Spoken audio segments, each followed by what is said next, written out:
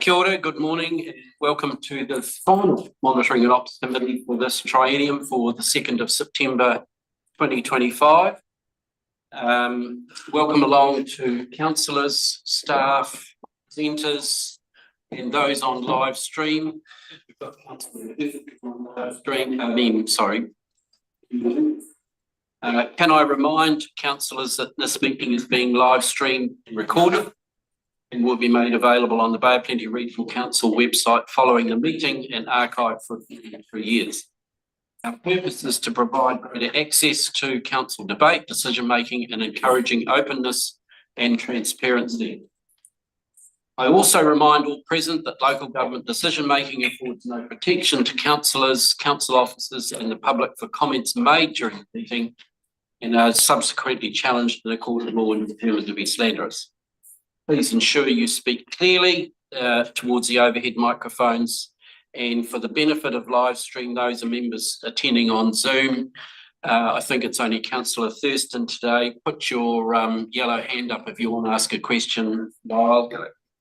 So thank you for that, and apologies. So I've got apologies from Chair Leader for leaving early, and I think there's apologies for lateness from Councillor Shirley, and Councillor White is crook, so he won't be attending on Zoom today, or he may be later on. So on that note, would somebody like to approve the apologies? Councillor Von Henderson, seconded by Councillor Campbell. All those in favour, please say aye. Aye. It's carried. Just moving through the agenda, there's no public forum. There are items not on the agenda. There's a couple of items in the Chair's report. We'll come to that. Order of business, there's no changes. Are there any declarations of conflict of interest for today, please? If not, moving on. Item 6 is the confirmation of minutes held on the 4th of June 2028. Would somebody like to move they be a true and correct record? Thank you for Councillor Von Henderson, seconded by Ron. Sorry to interrupt. But my name's Melissa Brown. I'm Te Raurangi Ngāti Wāhi on my Te side. So I was talking with Te Taru last night regarding the diesel spill in the Poaringa. Yeah, we're coming to that. I just thought I'd Yep, coming to that. Thank you. Where was I? Minutes of the previous meeting. Are there any errors or omissions, additions that you want included into the minutes? If not, it's been moved and seconded that they be confirmed. All those in favour, please say aye. Aye. Carried. Right, we're moving on to our first item, and it's the presentation from Michelle Elborn of Bay Conservation Alliance. Michelle, are you there? You're on Zoom. Oh, yep, you are. Cool. Screen up? Yeah, it's coming. Yep, hold on. Just wait. It's all organised, Andrew. Don't panic. Michelle is zooming in from Tauranga today. She's got the Ames Games and wants to be there. So, Michelle, the floor is yours. I believe you're going to share your screen, and this is a sort of a report that we asked for from Bay Conservation Alliance to be presented today. Michelle, over to you. Tēnā koutou katoa. Good morning, everybody. Thank you for the opportunity to present to you today, which really is a thank you for supporting us to undertake this scoping exercise, and to also give you a bit of an insight into the outputs and outcomes of Partnering for Nature. So I don't really need to probably sort of tell you about the why. Really, this is driven by the fact that we have ecosystems that are hugely under pressure, over 4,000 native species in New Zealand categorised as threatened. And the Bay of Plenty has an economic model that is highly dependent on a healthy nature ecosystem. So really that's the driver. And coming from that perspective of nature needs all of us. And so really looking at how can we form wider partnerships in order to achieve nature outcomes for our region. So I just want to highlight the key partners. So Julian presented to you just over a year ago now with this aspiration to develop wider partnerships. We made the decision to look at where there are current gaps. So we know that There are really good partnerships between agencies and entities like Bay Conservation, EnviroHub, etc., and many community groups operating on the ground. But the area that we haven't engaged with significantly is the business sector. And so we chose to focus this scoping exercise on the business sector. The starting point of that was reaching out to Priority One, who's responded amazingly and have been a really important partner in this program from its inception. So the benefit with partnering with Priority One is that they obviously have that immediate connection into over 240 businesses across the Western Bay of Plenty. So yeah, has been a really awesome opportunity to partner with them. Bay Conservation works really closely with Manaaki Kaimai-Mamiku Trust also. So Louise and I sort of coordinate a lot of our efforts, ensuring that we're reaching out and supporting both community and iwi-led kaupapa across our region. So important to involve them all the way through. And then also connecting with Sustainable Business Network, who have done a huge amount of work in this space at a national level. So making sure that we're not replicating and that we're leveraging off of that great work that's already occurred. So we started with a launch event back in November, and really that launch event at large was about understanding the current position of businesses. Are they interested in this space? Are they motivated to support nature outcomes for the region? What are their barriers and challenges, so that we could understand that and help shape what this program looked like over the following year. At that event, we did a live survey, and I'm not going to talk in detail about the results of the survey, but just to say that we really mirrored a lot of the questions that were put out a year previously in the Sustainable Business National Survey. And we wanted to see if our businesses here in the Bay had similar thinking, which at large they did. There were a few anomalies which we've considered in then what sort of information we've put together to support local businesses, but quite a lot of similar types of results. These results are in your pack, so you can sort of review. We also sort of saw what support were businesses looking for, and that's really helped us shape some of the further events that we've held. So the second workshop was really around raising awareness for businesses around the risks, whether that be through the international market, dependencies, supply chain requirements, environmental reporting.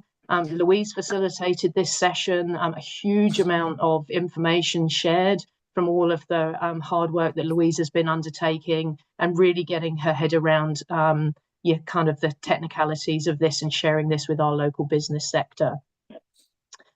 Another area that we've really looked at, businesses have sort of shown an interest in wanting to get out in the field and participate in volunteer nature days. So this was a day that we hosted for Priority One and Kale Print. I think the important thing with corporate nature days is ensuring that there is a level of education embedded into that, but the opportunity for staff to get out into the field, contribute in some way, and actually learn about those local projects that they may choose to partner with further down the track. So Bay Conservation is looking to facilitate further days such as this. Another area to focus on, we realised, was actually working with our community groups or our hapu-led groups so that they can be investment ready. And a big part of that is ensuring that those groups are monitoring and understanding the results of their efforts, because that's an important component for a business. If they're going to invest and partner, then they want to know that their investment is going to realise positive outcomes on the ground. So it's important to support our groups now in making sure that they've got the methodologies in place to ensure that they have that data. Another area that we've really looked at is what's happening elsewhere across the country. So probably one of the most organised regions that we've come across was the West Coast. They have put together a role there, so a Nature's Partnerships focused role. That role sits in their Economic Development Agency and has been undertaking a range of different activities to really develop and help facilitate investment in their region. Interestingly, one of the areas that they focused on is collaborating with their tertiary, community and secondary education sectors, which BCA has already been playing quite a role in with regards to education and adult training. And so we're now sort of having quite regular conversations with them just to learn from what are the outcomes they're achieving in another region and what could that look like for us here. The last event that we ran with Priority One was focused around really raising awareness of the types of projects that we have here in the Bay of Plenty. That was one of the barriers that businesses have identified, is wanting to get involved and wanting to connect, but not actually knowing what is available for them. This slide here is all about staying tuned. So one of the objectives that we set out at the beginning of the year was to create a bit of a guide for businesses. And actually, over the year, we realised that Sustainable Business Network was on that path and have created a guide for community groups and businesses. So that's awesome. So we have been promoting that guide here locally. What's really important is being in tune with all of the other efforts that are going on. So we're actually very lucky here in the Bay of Plenty. There's some great collaboration going on. There's some great motivation to do better for nature outcomes. And there are a number of initiatives underway. So obviously Regional Council's been heavily involved in Aotearoa Circle. So it's staying abreast of that piece of work and making sure that we align well to it. Likewise with Tiwai Waka. So most of the key players here are involved in Tiwai Waka. One of the pieces of work that's underway here is to look at a new information portal. And so looking at how we link everything together. So rather than competing efforts, making sure that everything's as efficient and integrated as possible. So next steps, there are a number of things that we can continue to do. We're really thankful for Regional Council giving us this opportunity to get out there and start this programme. We're really keen to continue, as is Priority One. So from here onwards, we'll continue delivering various events and connections and looking at how we can continue to drive this forward. I think a learning is that it takes time. So partnerships don't develop overnight. We need to build the trust and confidence and on all the necessary support around it. There is the potential to accelerate this work faster if we had a role similar to the West Coast Development Trust. My view on that is to still give it a bit of time and just be confident that the return on investment would be worthwhile. If we're confident with that, I would see that role sitting with Priority One, connecting into that business sector. One of the gaps for businesses, as I said, was knowing what's available. So we had talked about an investment platform, some way in which you can see the projects that are looking for investment and what that might be. Again, I think we look at whether this can be integrated into the portal being developed through Tiwai Waka if that progresses. So just looking at that efficiency and alignment. And yeah, I think other learnings really are, it takes time. Our economy has obviously been challenged in recent years, but I think what this has done is raised awareness. And so the timing actually is good. We are aware that lots of regions are now looking out to businesses, and the business market really in New Zealand is relatively small when we think about our big businesses.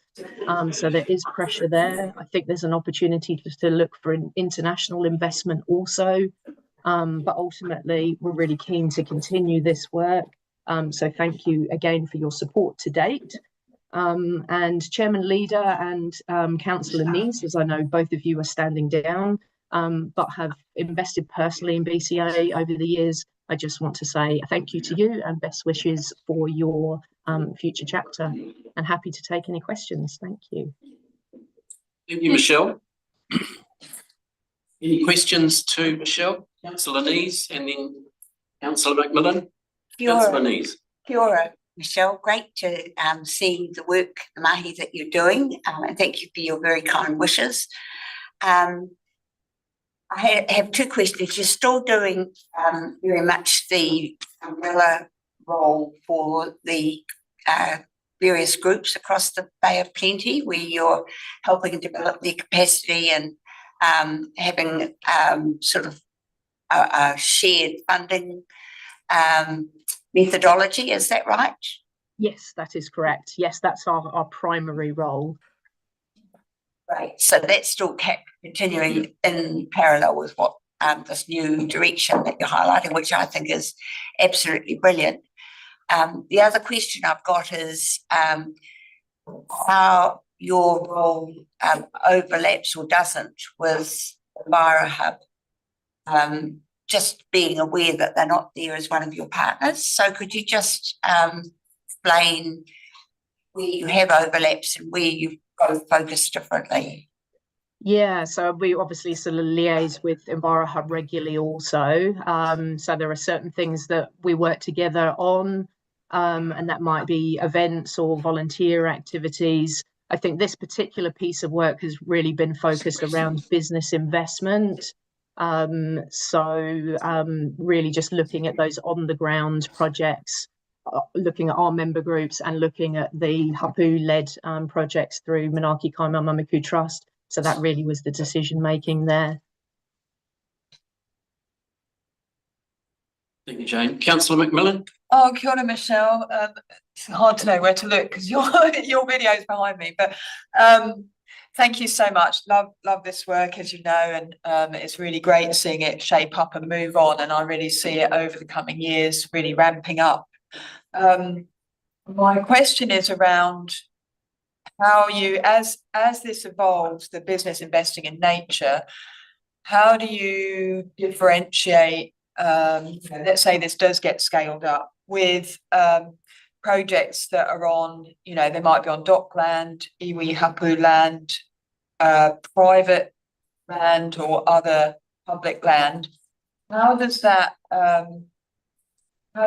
map out as we ramp this up?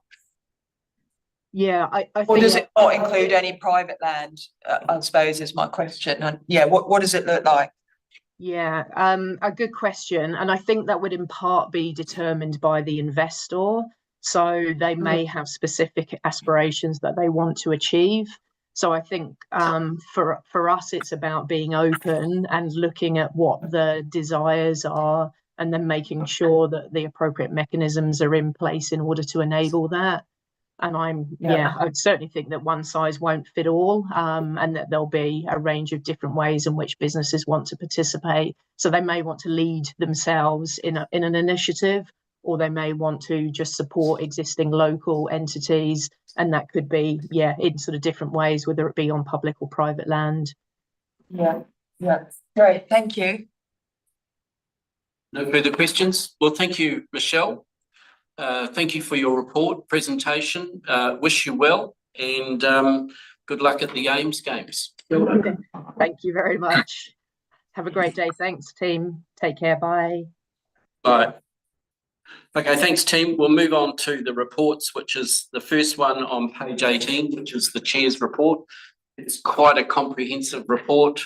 And I've got a number of staff available here to answer any of your questions today.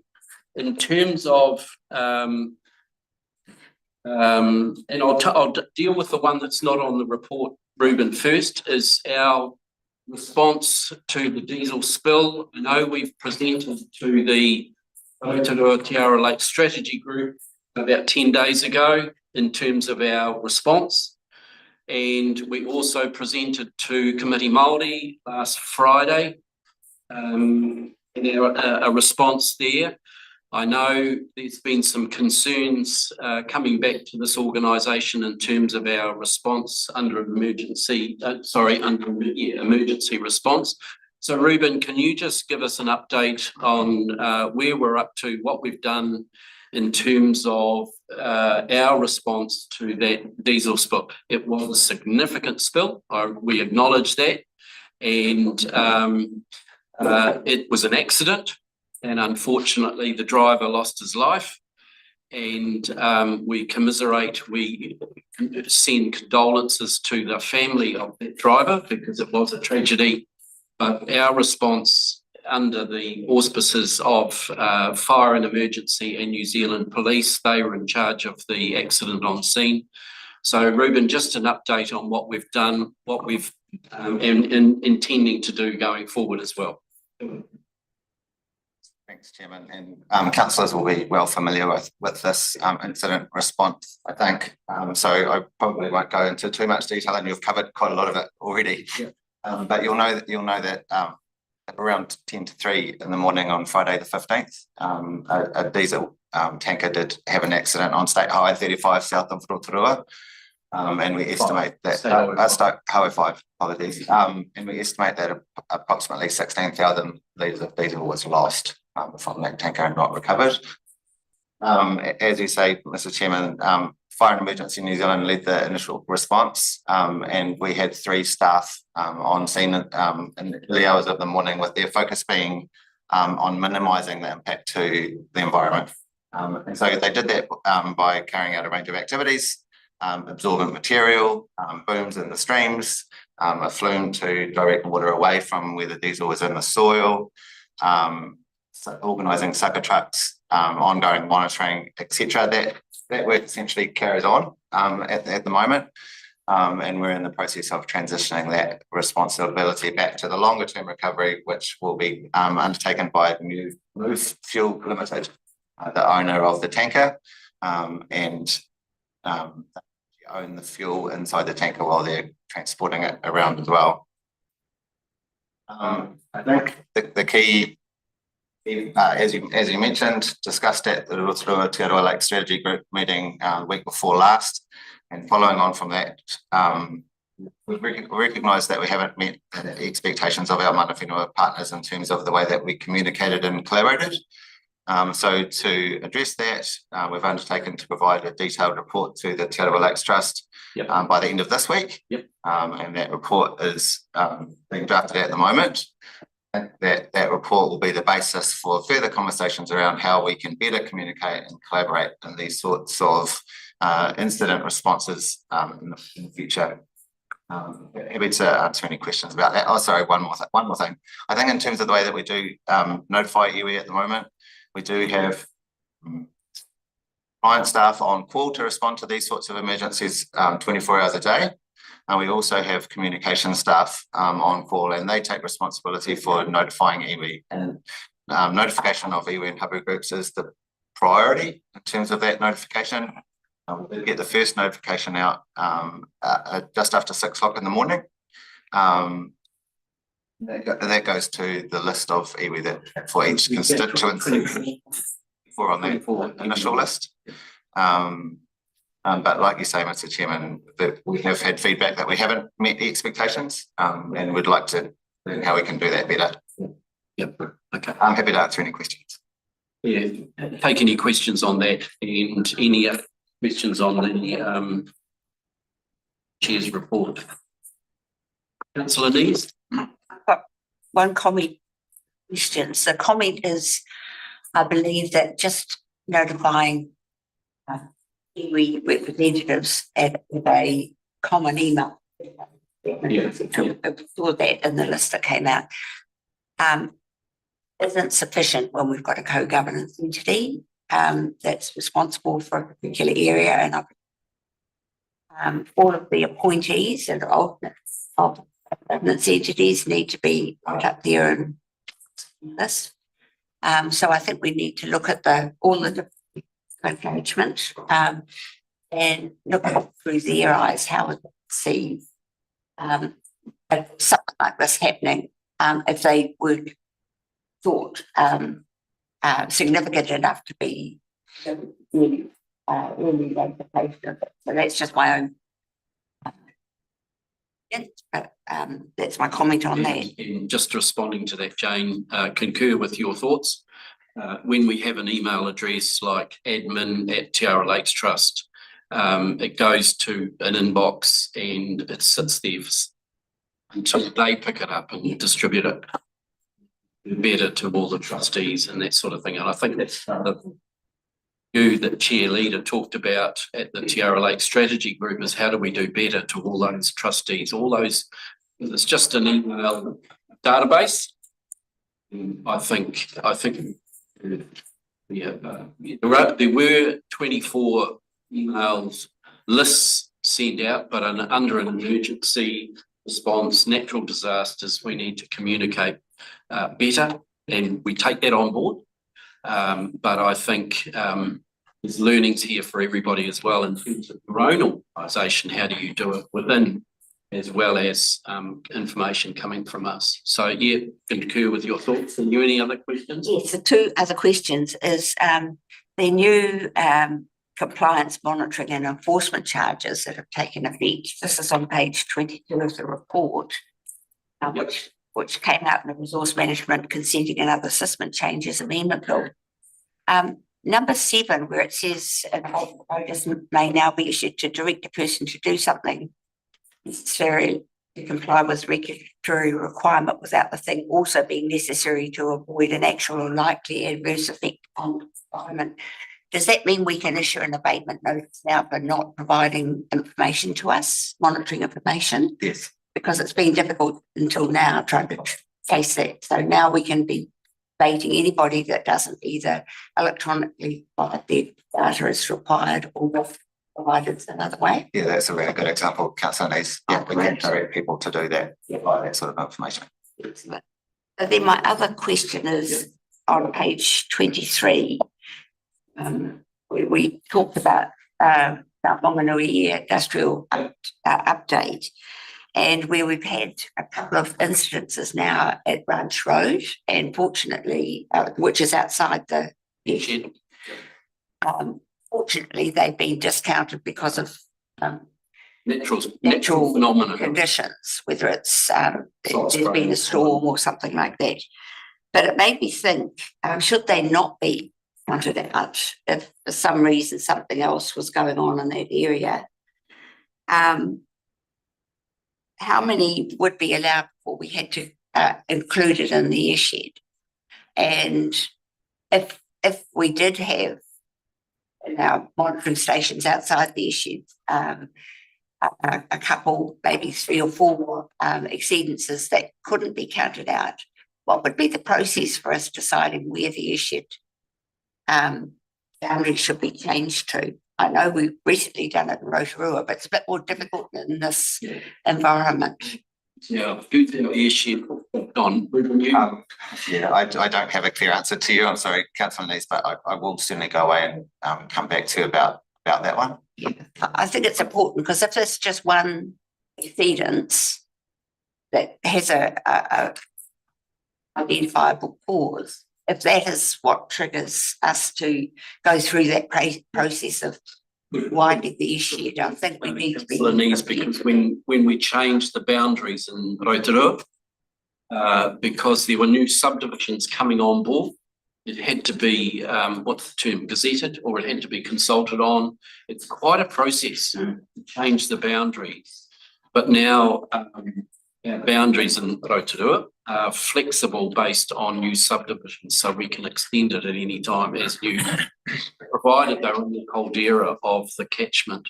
So it's quite a process, you're right. And Namuta, we may want to look at that going forward in terms of any boundary adjustments. Yeah. So, question, councillor Scott. Oh, go on. One more thing in response to that, councillor Nees. The Port of Tauranga has commissioned GNS to do a dust apportionment study at that Branch Road site, and they will report the results of that to the next Air Quality Working Party. Oh. So it is a very, very researched little spot just there. So I think we do have some really good information. Great. Yeah. Councillor Scott. Just on the subject of the airshed, we've got some good reports there. We seem to be doing well in terms of the things we are measuring. But really just wanted to record this, that we're hearing at the working party that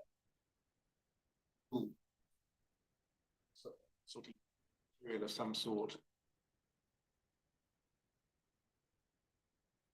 Not officially measuring it at the moment. We are. Yes, we are measuring particulate, and the dust apportionment study addresses exactly that concern about. That's around Branch Road. So what about the rest of the airshed? How you use that as a sample? So we have dust samples throughout the airshed, we've done specific investigations at a bunch of different places. The dust apportionment study that the port has commissioned is based at Ranch Road and the library.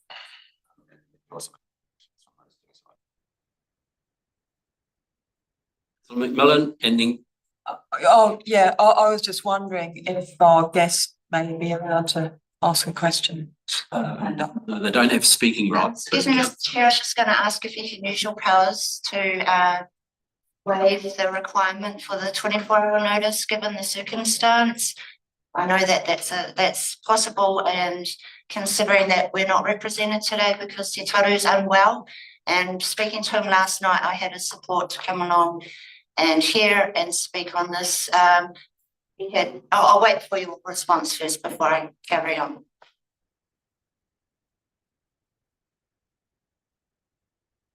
Like to come up and sit at the table then?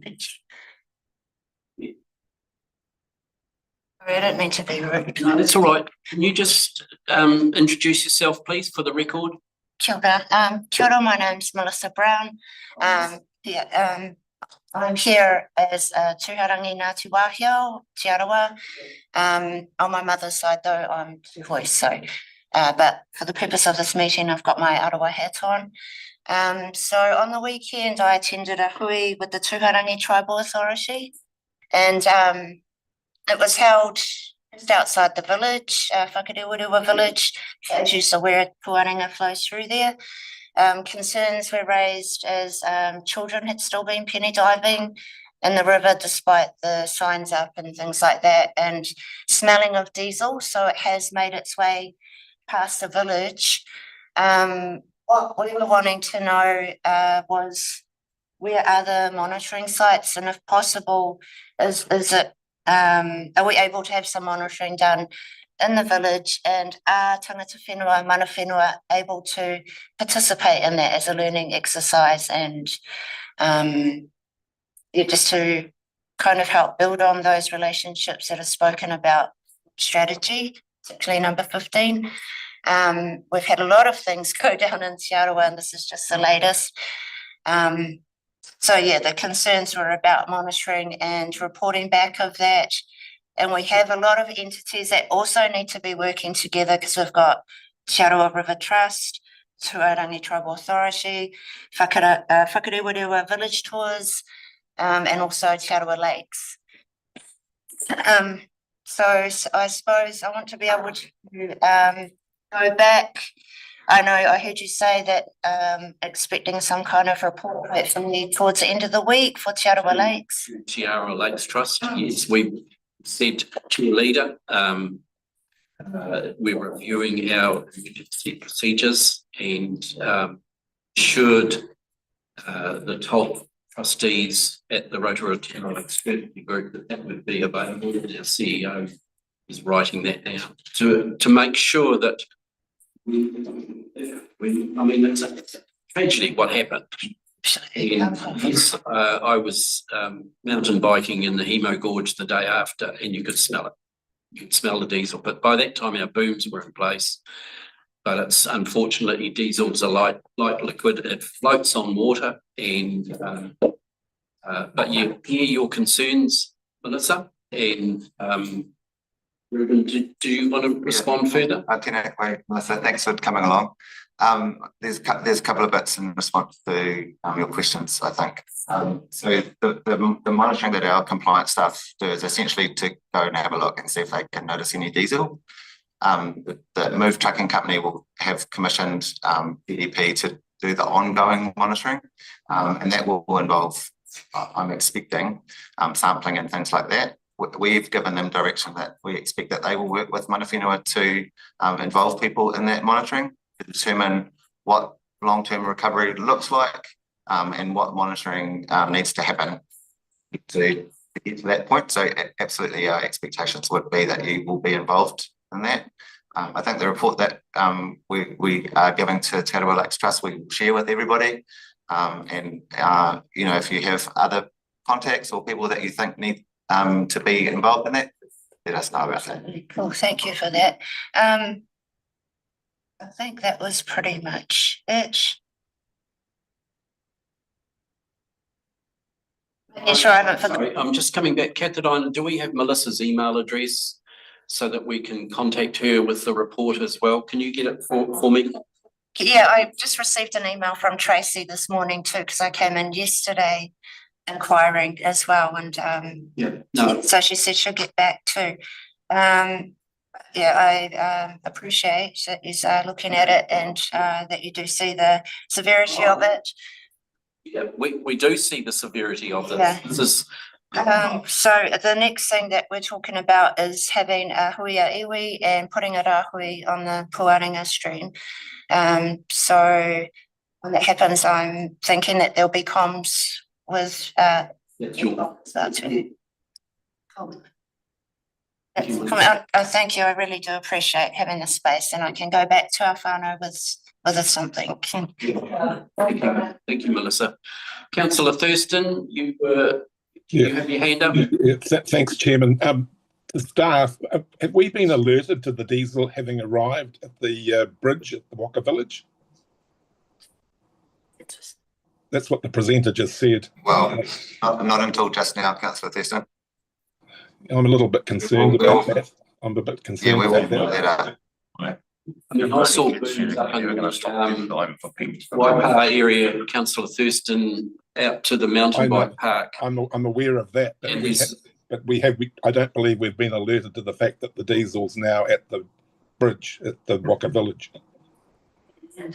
Can we get some clarification on that, please? Yep. Thanks so much. Children penny diving was smelling like diesel last weekend. Yep. Thank you. I have a concern about this because I would have suspected that our staff would have gone to places like Waka Village. You're never going to stop those little fellas jumping in the water to get pennies. That's right. Well, with inflation, it's $2 now, but I mean that is a real concern that we weren't even aware of it until Melissa come and told us now. So that's I think we should be a little bit more proactive. That's what we're here for, surely. And for Councillor Thurston and who is standing for Councillor, he should be fully briefed about these sort of things. It's just my opinion. You wanted to say, Lyle? No, I'm just expressing some concern and, dare I say, surprise that we as an organisation haven't been alerted to the fact that there's actual diesel going under the bridge at Waka Village. So it's gone beyond the Waipaha village, Kevin. So, Seriously, but if staff can get back to us, I don't want to consume any more time today, but just acknowledge that it is a major concern. And if staff can get back to us, please. Yeah. Okay. Thanks, Lyle. Thank you. Thank you. Right. Any further questioning on the chair's report? I think we'll take that under advisement. Sorry. Just some councillors that Marion Hinton was not able to be here today, but you do have some numbers, some Rotorua issued compliance numbers on the table in front of you. Yeah, so that's year to date, abatement notices and the like, it's new information. I did. Oh, sorry, councillor Crosby. Thank you, Chair. Just on 2.7 with New Zealand Transport Agency and our regional pest management plan MOU. Yeah. When I read that, I sort of have. Do you want to come up and talk to your report in terms of your discussions with NZTA? Our concern is the landowner is control on their do. So, Greg, my concern is reading between these lines. If they're under budget, they won't do it. They might identify some priority areas and do a little bit there, but as you know, pest management, you either do it or you don't. And to have gaps in their responsibilities is just simply not good enough. They must adhere 100% to that pest management plan. Otherwise, the whole exercise is somewhat pointless and it wastes other people's money. Yeah, thanks for you, Chair. I take your point, Councillor Crosby. They were quite clear that they didn't have no money, but that they were under constraint, as everyone on this table is probably aware, and that they do have a willingness to work with us. As noted at the end of the report, Chris Engel and Andrew Corcoran will be talking about this in more detail in a couple of weeks' time as part of the MOU review. So through you, Chair, my expectation is that we're quite strong on this, that they must adhere to their responsibilities. Yeah. As a landowner, as a partner. Yeah. Have a responsibility. Because I said, is it true that we can't put an abatement notice on the NZTA because they're a Crown agency? Is that right? Yeah, for you, Chair, yeah, so as a Crown agency, they're not bound by the rules of yes, ma'am. How convenient. You just love it. Councillor Dees and then Councillor Von Delson. Thank you. Just about this whole issue, I'm sure all of us have got stretches around our area that get us really cross every time we drive along the road. We see very mature woolly nightshade trees, for example, that are going to fruit and spread. And my particular one, it's the stretch of State Highway 29 from the Tauriko roundabout onto the toll road and Barks Corner. All along there on the left, there are woolly nightshade. Oh. So, and they're just they'll take over. So I just wonder whether we shouldn't be thinking to strengthen our position with woolly nightshade or pests like that around the state highway, that we invite members of the public to take a photograph and send it in. And then they can be compiled and we can actually give it to NZTA and we get 1,500 emails saying this is an area that really is annoying me. They might just take it a bit more seriously than just us whining about it all the time. I mean, it really is irritating because you just know you're going to lose the battle with that pest. Sorry. Oh, I'm sounding like Councillor Noble. Activist Jamie. no idea. Way about this is, it's their turf, it's their weeds and pests, and we've got a responsibility. And Chris is taking notes to have a conversation with Andrew Corcoran next week, I believe, Chris. Yeah. Yeah. So we Just take the stick with you, Chris. preferably not. Well, a woody nightshade stick. Councillor Von Delson. Yeah, can I just go back and in the early 2000s, I used to harp on because we drove down this road 3 times a week to Wakatani because all our meetings were here, and from Pukahina through this way, the amount of gorse on the side of the road and the side of the railway track was outrageous, and yet the farmers over the boundary were keeping their land clean.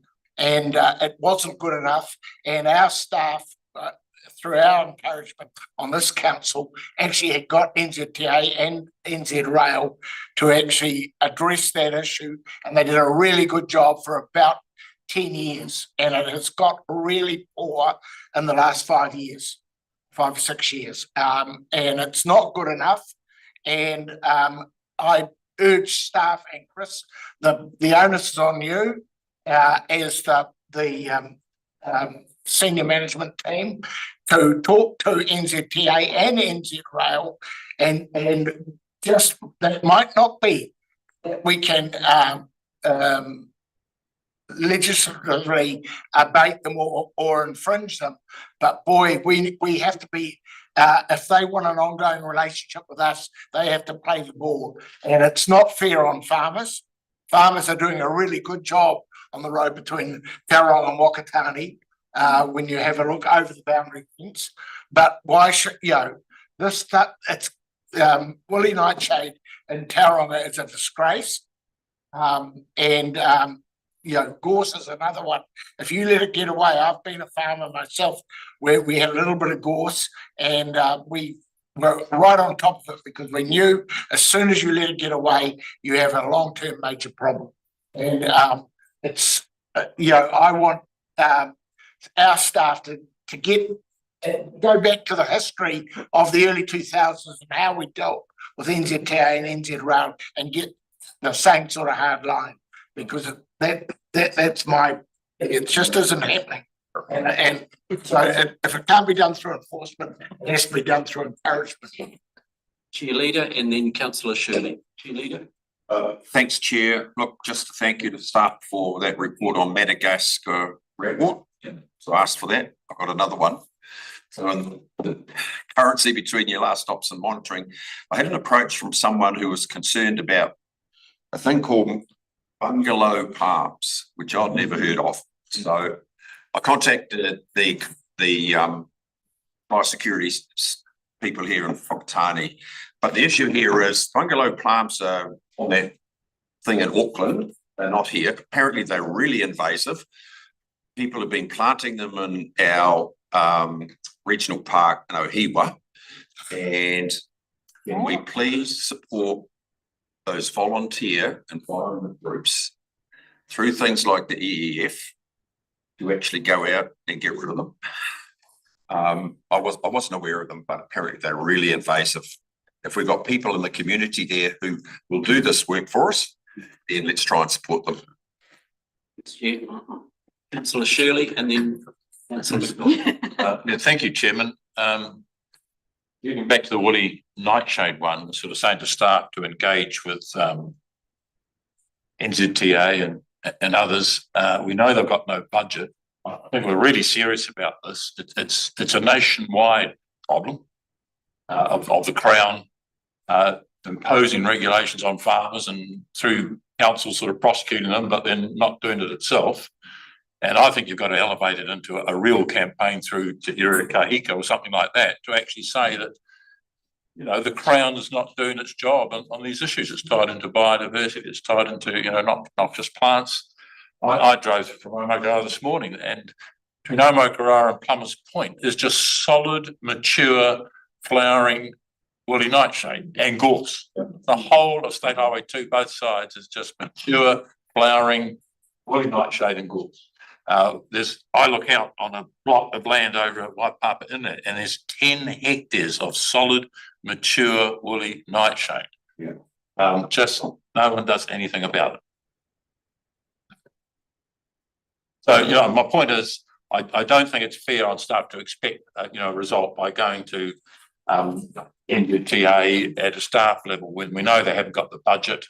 It's got to come at a higher level, I believe, with all councils standing together, because it's not just us, it's all around the country. It's a high level policy point that needs to really be pushed. And I think it's opportune with, you know, some elements of government saying they're going to do it with 8 regional councils. It'd be a good time to give them a good whack over this one. Yep. Councillor McDonald, and I know Chris and Greg are taking notes, so that's so yeah, your concerns are heard. Councillor, I guess I have a slightly different view. I support that we pursue the issue with central government. I guess I'm probably more in tune with Chair Leader has said, and you know, I've experienced woolly nightshade for years too. I mean, I'm surrounded by multiple owned Māori blocks, and I've had to keep woolly nightshade at bay so it's not coming onto my block. But you know, I look at it, this is our place and we need to look after it. I also think we've got the ability to address woolly nightshade by this council alone. Notwithstanding, I don't think we should let central government off the hook. But I just want to remind us, this is our place. Let's take responsibility for it. We can deal with this issue ourselves. Let's not wait for central government to come and ruin our place. Let's take responsibility for our place. Let's look at EEF. Do we need more funding to support our volunteers? Get more volunteers out to address what's happening. I think we still have to lead that way, because that's part and parcel of the purpose of why we are here as regional council. Let's start in our own backyard, but not let the Crown off. But don't let the issue exacerbate as we've done in past years. Let's take action now and clean it up. Hilda. thank you, Councillor McDonald, and that's probably for the next triennium as well in terms of funding the EEF. Your points are noted, Chair Leader. This discussion has been going on for 20 years. Despite councillor Noble, who used to sit here, he was always on about this. It's not just about the Crown, it's about local authorities. Eastern Bay PD here, all the roadsides are full of it. It's about private owned land ownership as well. But make no mistake, controlling woolly nightshade is bloody hard, really hard.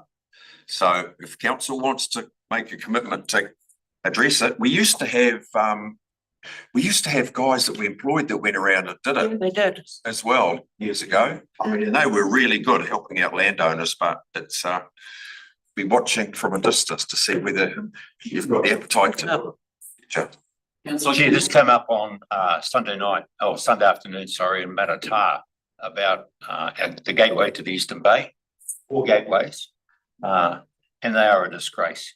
Mirapara, Maratā, Te Teko, and Aporiki having the same problems.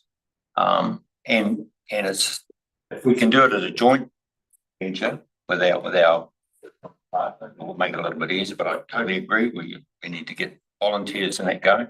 The old days, they used to have a thing called digger games. You remember that? No, you probably don't. You're not. Well, they did. Chained up. Yeah, well, you can laugh. Don't laugh. This is coming down the track at us. Those are the people who used to keep the railways clean. Then you had the other things called cattle drives. And they used to keep the roads clean. Remember that? Might not quite acceptable what they leave behind nowadays, but that's okay. But those are the sort of things that we're missing on. And the other thing is that there's a lot of redundant rail, Eastern Bay particularly, from Junction to Owakiri, that are absolutely disgraced. And like just said around the table, farmers are getting hammered. We're only too easy to hammer them, but we're too scared to take on bloody New Zealand rail. Not me. Get this guy in here and say, listen, we don't want to make a big noise about this, but by gee, if we go to the media, it could be quite embarrassing for some of these managers that they're not doing this. We had the same issue last year, remember, down the motor where we weren't talking. Look what happened down there. Thousands of dollars of ratepayers' money getting wasted at the end of it when it should have all been done before the brain arrived. End of session. Yeah. Right, we're moving on to through the chair's report. You've received some more information from Marion regarding the Rotary Airshed winter enforcement update in terms of abatement notices for this year.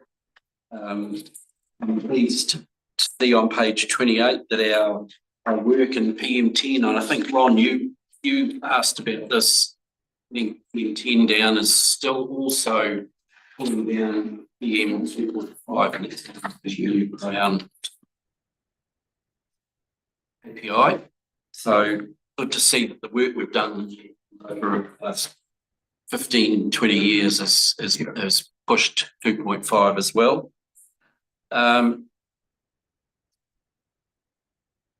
On to our environmental information services update. You've got a bit of a steer from the tsunami that had an impact on our region. And so, it was talked about at Committee Māori last week, the Eden Forestry Wallaby Elimination Program. This is on page 33.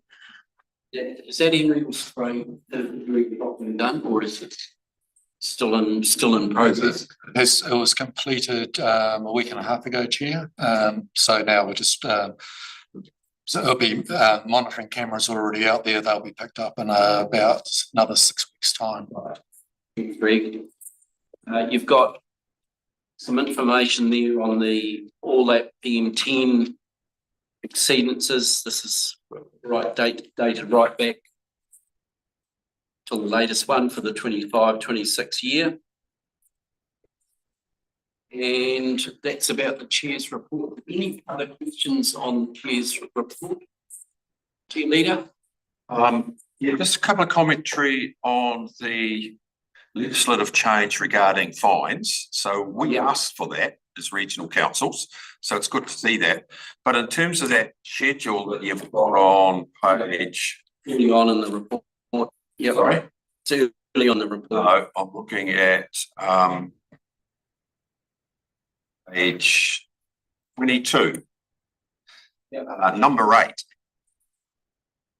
How is that enforceable? Which is essentially you can't insure for fines. I'd be interesting to watch from the sidelines as to the case law that may eventuate out of that. Because it's endeavouring to say you can't insure to pay a fine, but if you can insure for an adverse effect in terms of the activity, there must be a fine line there. I just don't know how staff are going to interpret that in terms of the ability to not insure to pay the fine. Because there will always be argument will be issues around force majeure as one in terms of some of these activities. Matt? Through you, Mr. Chair, I think the challenge for that is really through the courts. So we'll see that through the courts and how that plays out. So the prohibition of insuring against fines starts on the 4th. The offence for insuring against fines is delayed by 2 years, I think. So it's a period of when it's prohibited, but it's not an offence to do it. So I think at that time we'll see that change. We do, when we're going through sentencing discussions, have discussions about their ability to pay those fines. And in the past, it's been very quick. You see their lawyers are appointed through insurance companies. Hoping that will lead to more guilty pleas earlier.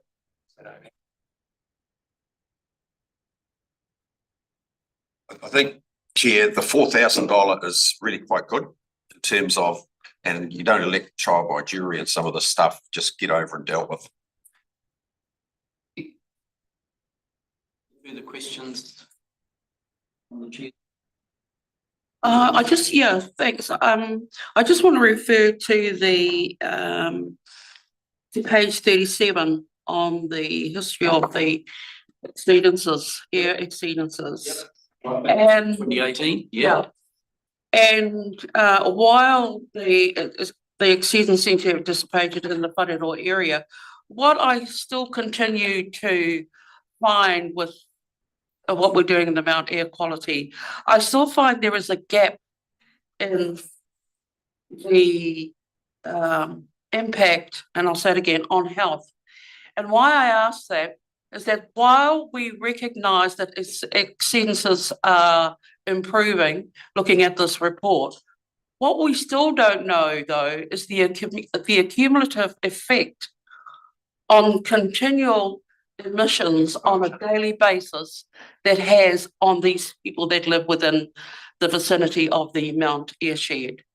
And I've asked that question many times at the Mount Air Quality meeting, but I am still not satisfied that we are actually getting to the crux of that.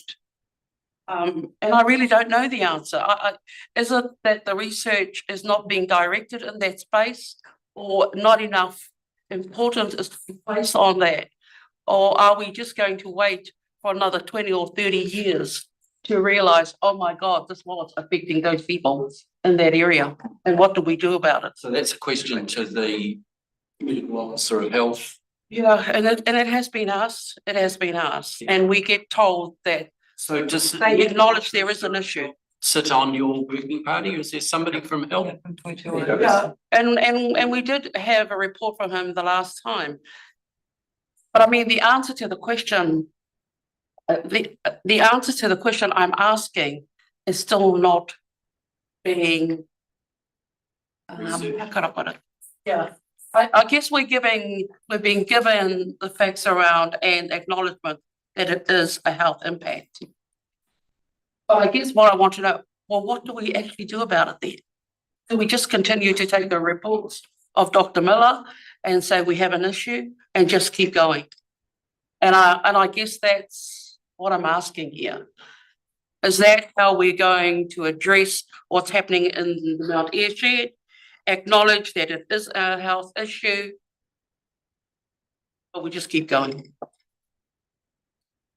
Your question, answer to that one. But isn't that the point of the airshed though, is so that we can take action. Some of the PM, we've still got dust to look at, so it's not as if we're doing nothing, isn't it? And that report from Jim Miller is absolutely recognised that there's a health problem. That's why we need to do something about it. So is your question, we're not doing it fast enough? We've had a community there for how long? We've had been a community, you know, and to say, well, we're finally doing something about it. Is it enough that what we're doing? Can we actually be doing more in there? Because, you know, I guess that community is going to be another years. And that's my issue. And we even hear now from residents who live further down from Whararoa along the main road, the ladies from the Clean Air, we're starting to hear that their health is starting to be impacted. Albeit, I mean, it can be looked at as being anecdotal, but these people are sick. Their children are sick. I think there's no doubt that health has been, I mean, we saw it in the DHB. So, but I think we're working. The question is, can we do anything faster? I suppose I understand you. I'm just trying to understand what you're asking. Von Danielson? Yeah, Mr. Chair, this highlights that we actually have to make all our decision making based on good science. And if we don't have the good science, which is what you're saying, because we don't have the actual definitive, and we can blame somebody else or we can work with them. And we need to actually get the Ministry of Health to be more proactive, to ensure that we do have really good science to understand this issue, because if it is a genuine health issue, then we have to do something about it. If it's not a genuine health issue, you know, there's lots of things it could be, but we need definitive. And I urge this council to actually work more closely with the Ministry of Health to actually make sure that we actually have robust science to support future actions. Because without that, we'll never get in, we'll just be talking about it for the next 20 years. And we actually have to see it and then act. And then once we've got that robust science, then it's our duty to act. At the moment, it's anecdotal, and anecdotal isn't good enough, and we can do better, and we must do better. Well, it's not anecdotal. No, it's not anecdotal. It's there in our PM10s. But I'm talking about the health effect, and you said it was anecdotal. I was saying the information of the residents is deemed to be anecdotal. Yeah. But it's not anecdotal in what's being reported to the Mount Air Quality. We have had a report from Dr. Miller, who has confirmed there is a health issue, and that is where it's sitting. It doesn't seem to be moving from there, and that's my question. What's our role within our responsibility to then pursue? Is it our role to pursue, or is it our role to sit along toi te ora to pursue? Because from that report, nothing was moved. And he's basically saying there is an issue. These people are suffering from living where they are based on the statistics of the emissions that have been given to us. There is a health issue. Councillors will remember that Toi Te Ora commissioned ESR to do a health risk assessment report back in 2023. So I think we have very clear science to say that air quality is creating health issues.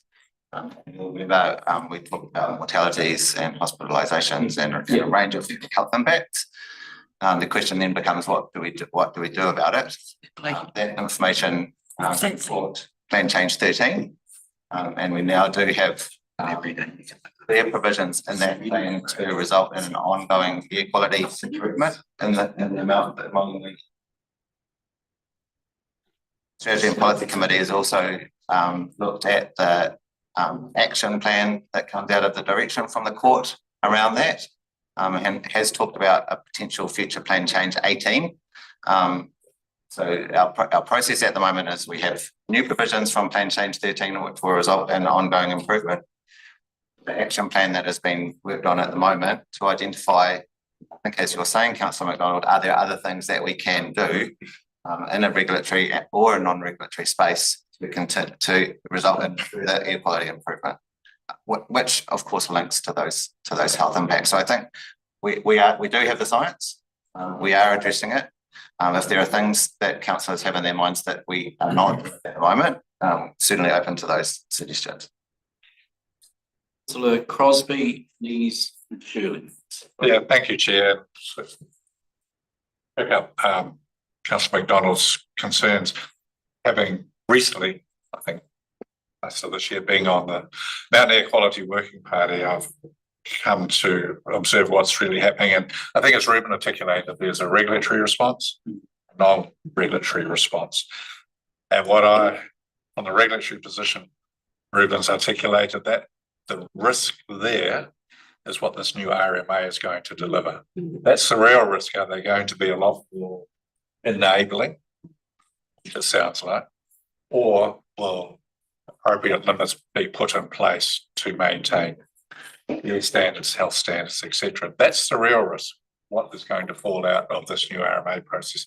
In terms of the voluntary response, I have personally been encouraged by the work led by Priority One have done from an alliance point of view. And when you go to, and I'd encourage members that don't go to look at the agenda items and the minutes where we can see the presentations. In there, you'll see, in my view, active, proactive work being done by the business community in the Mount Industrial. You could always argue, yes, they can do more. But what I'm seeing, they are doing more and more work that will reduce the risk. But it's something this council, particularly TCC, need to keep a very strong focus on to keep that momentum going. And if necessary, invest more in monitoring and really understanding what Councillor Fontalis has said, what is really going on. We get quite a lot of data now. We've just done some work on petrochemical fumes. It's pretty good, but you got to keep on doing that. We get a lot of data from the monitoring stations that can ebb and flow a little bit. But from my perspective, the real risk facing us is what is the new RMA framework and policies and rules going to deliver. Because what we are seeing in the new framework is a lot stronger government of the day led minister potentially interference or relaxing rules. That would be an absolute disaster for this whole range of things, but on this subject, an absolute disaster for that. So that's where we really need to keep our eye on them. Other than that, I have been impressed by the new chair's approach of the Mount Air Working Party. He is an environmental lawyer by trade. He understands this stuff, and he is bringing people together to work harder. But we also had a presentation He said he'd be doing something by the community, and it's not, I believe in any way, shape or form that we're on the, solve, because it's not. And they get incredibly frustrated and spend a lot of time and effort and money in presenting and applications for renewal of consents. That seems to be a bit of the status quo. They are improvements, but they're not going where the community want that issue to be. So it's hard work, still a lot of hard work ahead. Personally, I think we are on the right trajectory on both issues, but we just need to keep our focus on that. Councillor Neith. I just want to go, I totally agree with Stuart actually, but I just want to go back to the science question. There is no shortage of science. I'm just having a look at a report on the health effects of air pollution. It was a report done by the old USSR, which is now called the New Zealand Institute for Public Health and Forensic Science. And it says at the end of it, or at the end of the background, the impacts of air pollution are assessed through short-term acute or long-term chronic exposure. Short-term exposures cover minutes, hours or days. Long-term exposures are usually over months or years. The major impact of air pollution occurred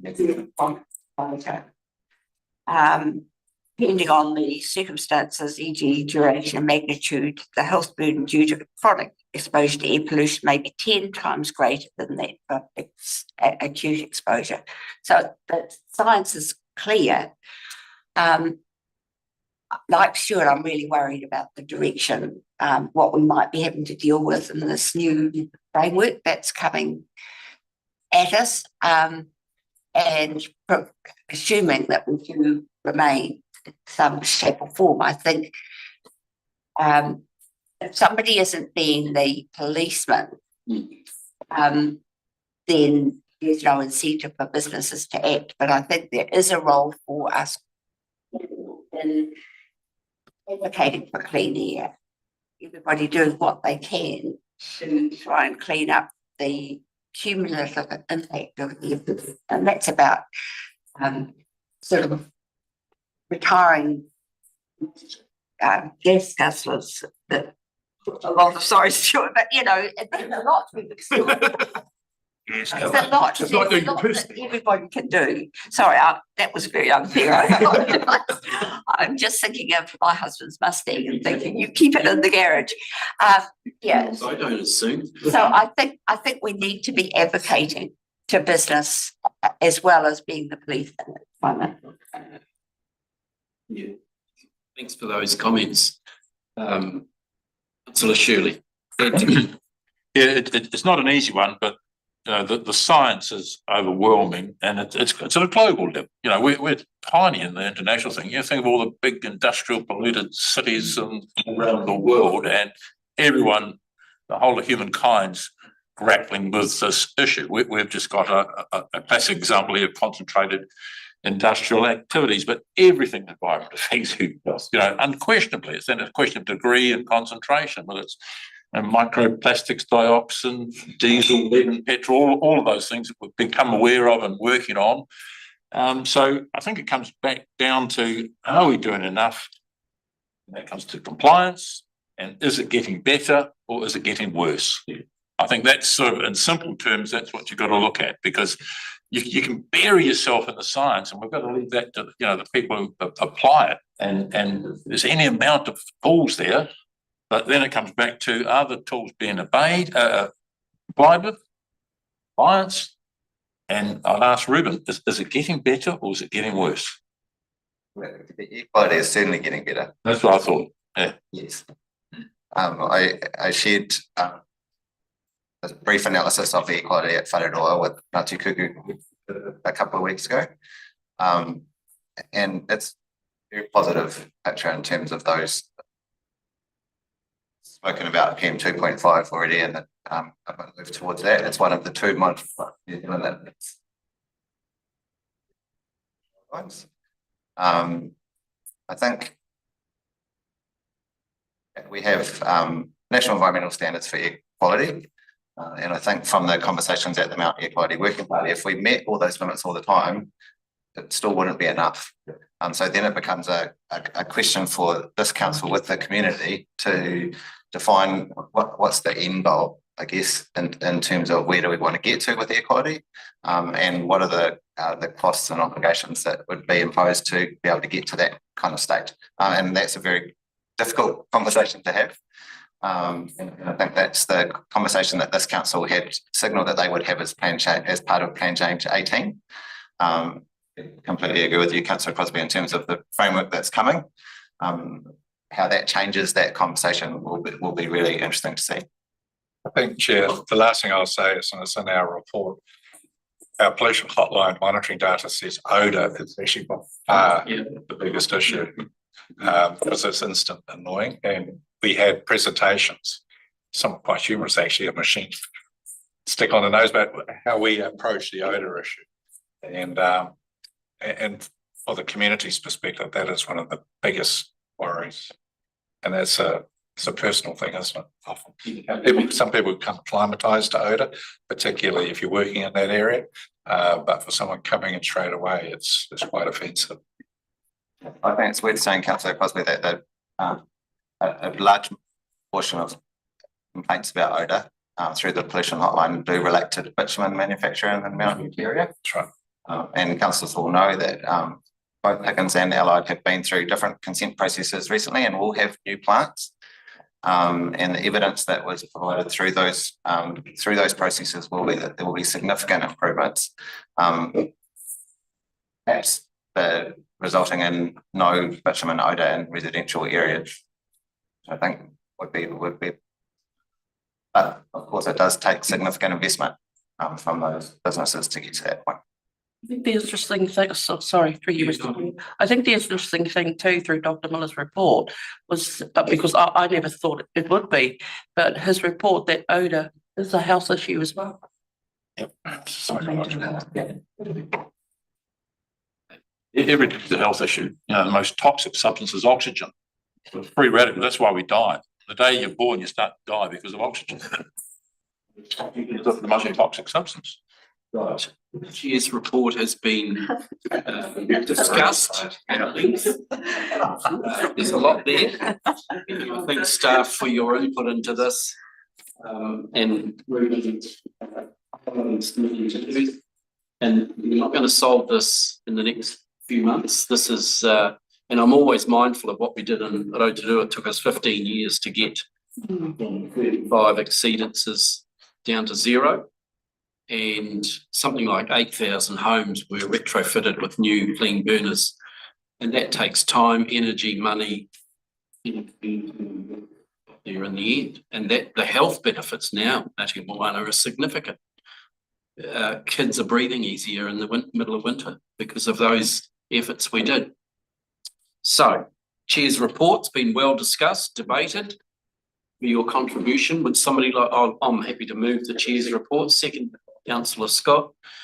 Any further discussion? I'll put that in. All those, please say aye. Aye. Carried. And so, Ruben, I think for the next triennium, you may want to bring a report back about this Wanganui in terms of what else can this organisation do through its regulatory function around the airport. You know, we're limited to what we can do lawfully.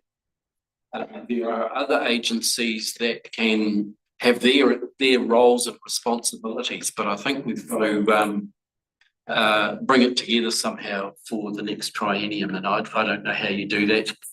If you talk about Plan Change 18, well, the said there shall be no more plan changes until such time as we see fit. Councillor McMillan. I'm just thinking in terms of closing the loop, whether in future monitoring ops should have a short report on where the Mount Air Quality Working Party sort of discussion is. In the Chair's report, each time we meet, it's always in there, Councillor McMillan. Whether you staff want to highlight, well, I don't know how you're going to do it. That's up to the new council. We thought we'd keep it fairly loose in the Chair's report so we can have these good discussions as opposed to a specific report. But it's been there all the time, Councillor. Yeah, and you know, it's not going away. I think so the action plan will continue to, assuming we have something like strategy and policy, next triennium. Forward looking, what else can we do? Yep. Go through that committee. Yep. And is of course informed by the monitoring and information that comes to this committee and the conversations at the working party. Yep. Okay, it's been moved, it's been carried. No, all those in favour, please say aye. Aye. It's carried. Okay, June for morning tea. That was very unfortunate. I just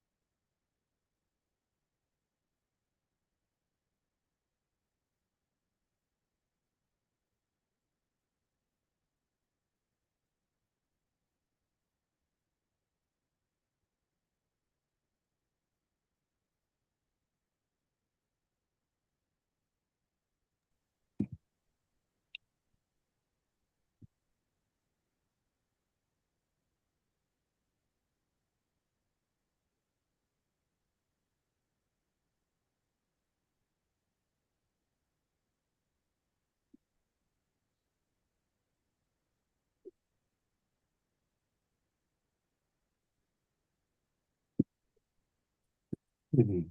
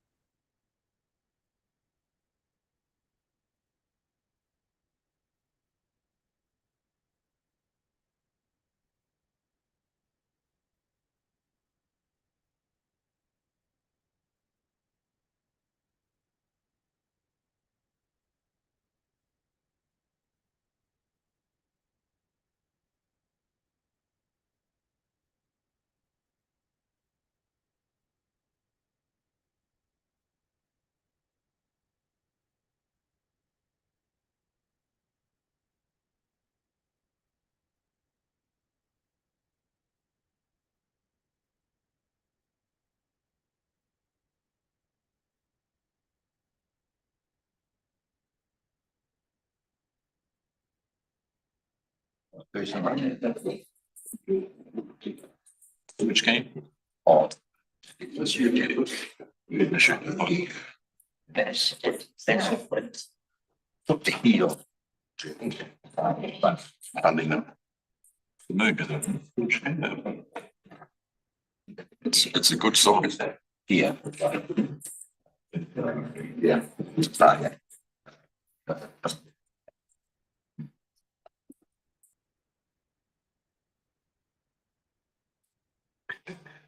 No.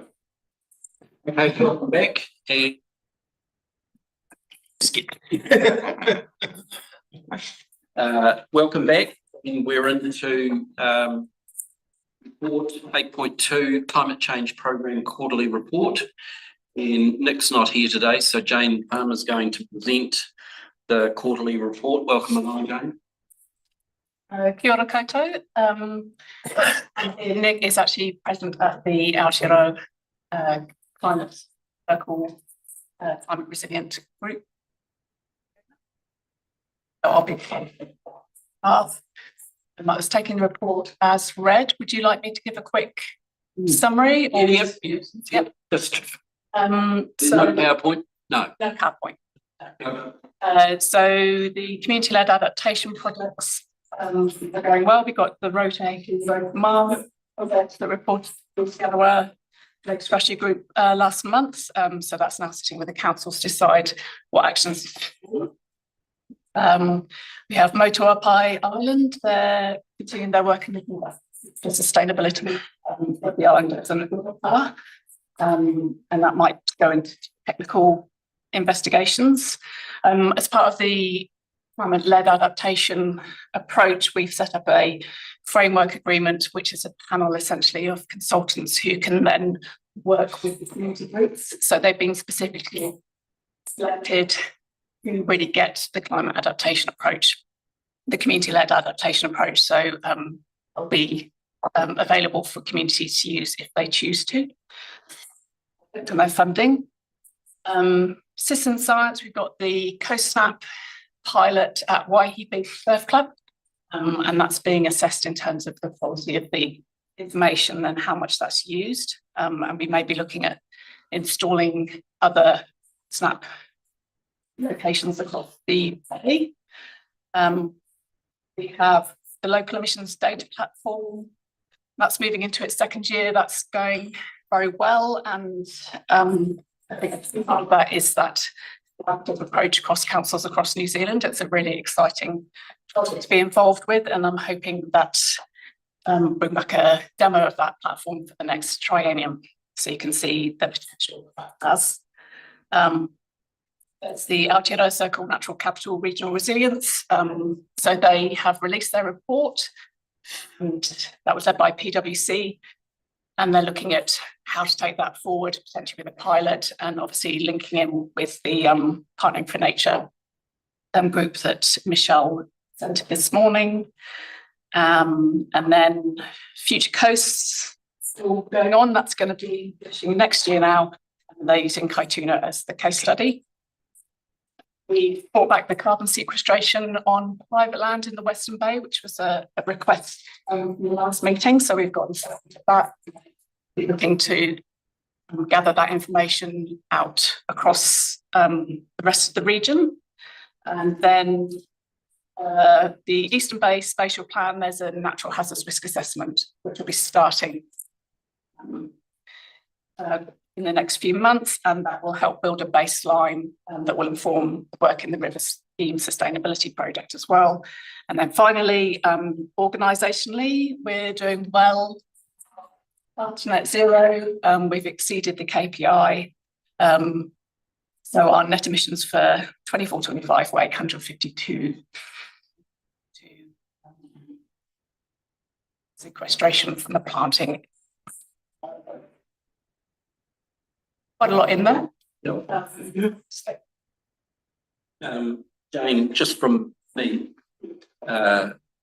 whilst the Rotorua Rotoehu presented to the Te Ara Lake Strategy Group last month, there was quite a lot of pushback because 90% of the costs of their recommendation, I think there were about 15 recommendations that came through, were on RLC, and it was in the millions of dollars what they were wanting RLC to do, and NZTA.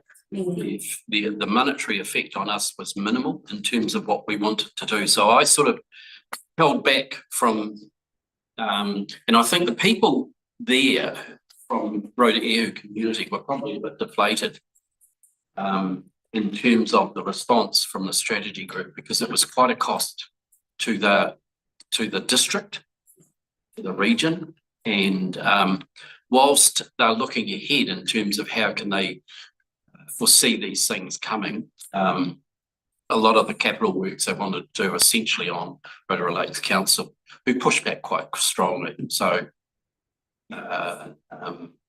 if I had been at that meeting as a presenter, I would have gone out of the meeting quite deflated with the response they got. But anyway, they've done the work, they've got themselves organised, better organised for the future, and I think that's what's important, that they're all on the same page now. Yeah. In terms of their own comms internally going forward for Rotoehu. So thanks to Nick and the team for getting community buy to those recommendations, because I think they're important, and it will happen again. It might not be in our lifetime, but it probably will happen again in terms of those flooding regimes that were out there. Councillor Campbell. Thank you, Chair. Yeah, congratulations to the people in Rotoehu and Rotomā, and I totally agree with a lot of the things they say. Unfortunately, I don't see a heck of a lot of use in picking on Rotorua Lakes, to be honest, because it's the only thing that's going to stop the issue is Waka Kotahi. And there might have to be another build-up of the road, and it happened in the 70s. Yep. And believe it or not, it's actually nearly gone up a metre in the last month.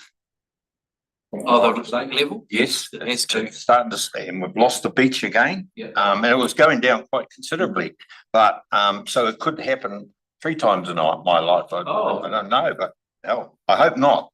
But I'm just saying, I don't think that that a lot of it should be just dumped onto Rotorua Lakes, to be honest, because and if it does overflow and into Rotoehu, that's going to be a concern to them, I must admit. But yeah, it's something that we have to be prepared for. And you're right, because that meeting that we went to that night in Rotomā, there was a whole lot of stunned people there that never ever thought that ever happened in their community, but they were all quite young, and a few of the older boys that were been around had seen that all happen before. So it's the big issue for me is it's a pristine lake. It's probably the most pristine in Te Arawera. And we have to look after it. And so yeah, it's just congratulations to them. What concerns me though is on State Highway 30, and you and I and Councillor Crosby as the mayor, and you as the mayor, and that we all did a deal with the government of the day for the Eastern Bypass, State Highway 30, 35, and State Highway 2 was to remain fully open all the time. And we just saw that last 3 weeks ago that Aporiki was up to their neck in it. And so I think we've got to be a little bit, have some empathy for those ratepayers around there. Correct. And I think that's something that, and Councillor Crosby and I talked about the other day. It's something that we've really take a long, hard look at, especially at Potiki, because those poor guys, or those poor people down on the flat are paying a heck of a lot of money to be flood resilient. But people on the hill don't pay as much. And yet they're still serviced by a Potiki, especially last week, because Waiatea was cut off and all the rest of it. So that's the sort of thing I think we just need to be very, very conscious of.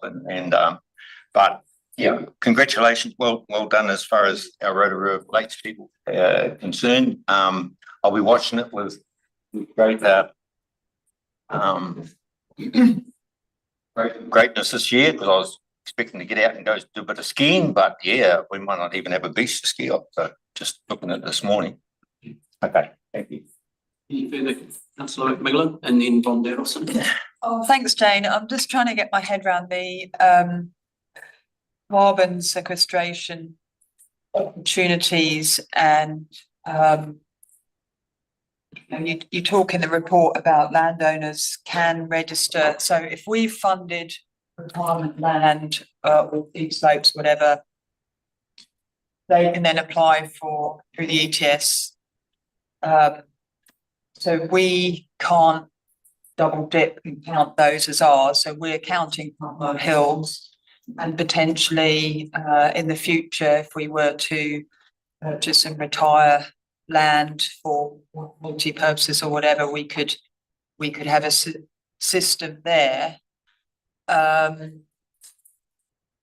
I suppose I'm asking the question, why would we, if we funded that land, the retirement of that land on someone else's, why would we not apply for those carbon credits? I'm not saying we should, but I'm just kind of trying to get my head around all of that. Yeah, it can be slightly confusing. So we can, to avoid the double dipping and the counting, we can only claim the carbon credits for trees that are planted on council-owned land. That we own. Yeah. Yeah. So the private landowners, even though we've helped support fund those plantings, it's their the private landowner who would claim those carbon credits. What we were trying to do with that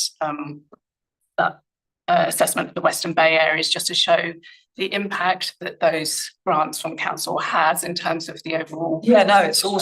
Yes, but it is separate. Same end goal. Yeah. It's separate to our organisational. Yes. Yeah.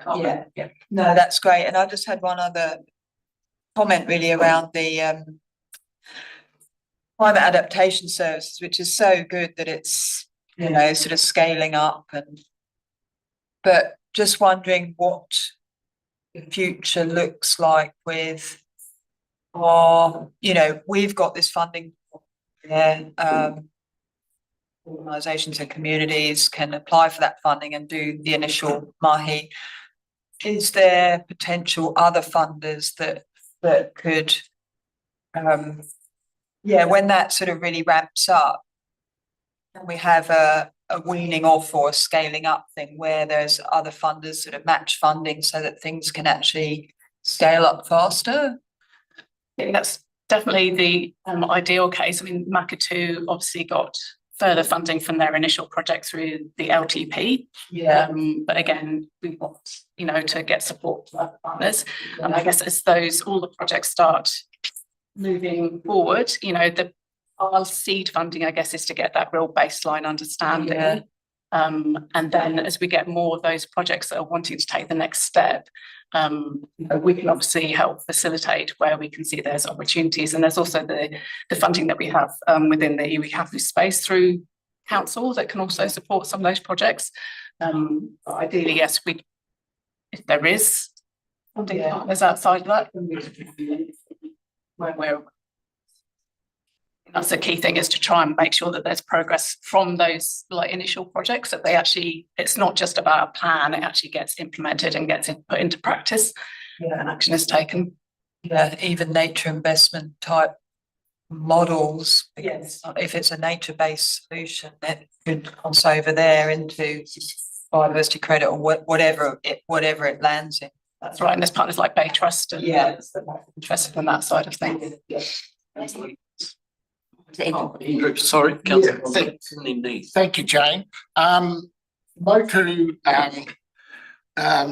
Mota Upai Island is something that's very close to me because I look at it every day.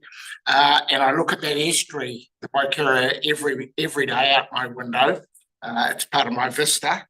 And I can't understand why it's in a climate change adaptation thing. I'm all in favour of supporting them, protecting the Urupa there, don't get me wrong.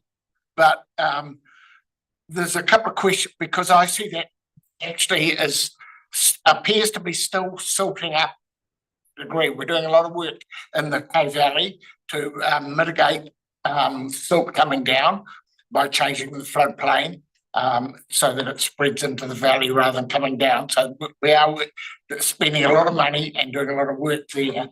But what I've seen is that there is still a silt build up in that coming into the in there is a measure. There's a marker that measures sea level rise, and I'd be very interested to know how often you monitor that and what the change has been, because that is one of the few markers in the harbour, and it's been there for a long time. And so I'd be interested on a climate change basis. But to me, that estuary does not represent the Tauranga Harbour because it's got that the roadway coming across and breaking the causeway breaks from the natural movement of the harbour. So I just don't understand with what I've watched, and I've been there 25 years. What I watch every day, and I love the vista because it changes sides every day and you see it. But there appears to me to be slight silting up other than sea level rise. And so I'd like your comment on that and why that would be under climate change adaptation rather than, as I say, I'm very supportive of making sure that Urupa on the island is preserved. I'm opposed to the work, just that it doesn't seem to fit. Yeah. So I think the key focus of that funding was to help them understand what climate change impacts there might be for Urupa and the island. So to assess whether actually there is an issue there that they do need to adapt to.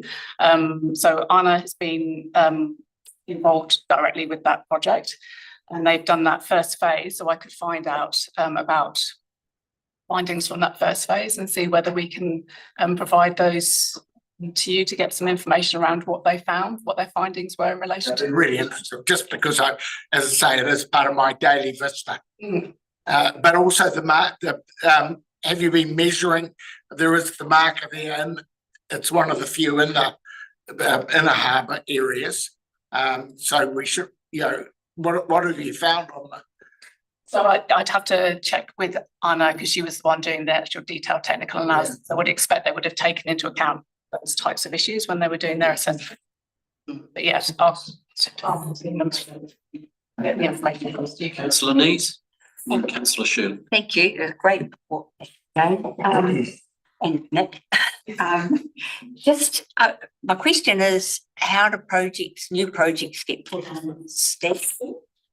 And to plan and deliver actions to reduce emissions, you've got a new initiative trialling a hybrid model utility vehicle.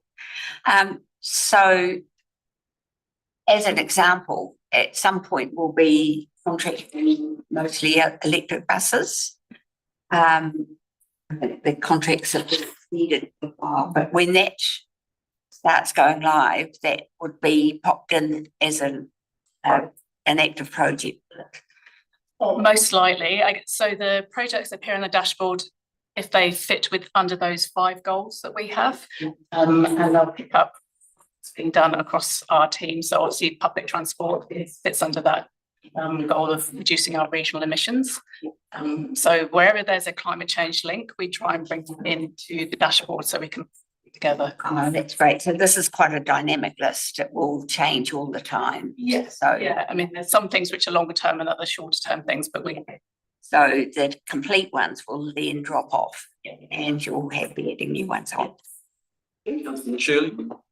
Yeah, I just, my comment was triggered by councillor Von Dadelsson, because I think we spent something like $150,000 on the engagement things under the climate change sort of banner. And I look at all of those projects and I just can't see what the clear objective is, and I can't see how do we measure the outcome of them? Because they just seem to be nebulous projects to me. So what I'm seeking assurance of is how do we measure the outcomes from those projects and relate that to climate change issues? Someone help me there? Yeah, Jane is. through you, Chair. So the projects were set up to enable like community-led approach to adaptation. So they're just seed funding of 15 to 20,000 for each project. I think we've been through the third year now. There was some internal monitoring and evaluation of those projects. They have some certain criteria that they have to achieve on completion of the projects to write a report and explain how they've achieved the objectives that were set out in the original application. So that's the key monitoring and evaluation we've done so far. And essentially it's supporting that grassroots adaptation process and helping communities understand the risks of climate change that present to them as the community. And then that information and knowledge enables them to identify what actions they might need to take. So Waihee Beach Surf Club,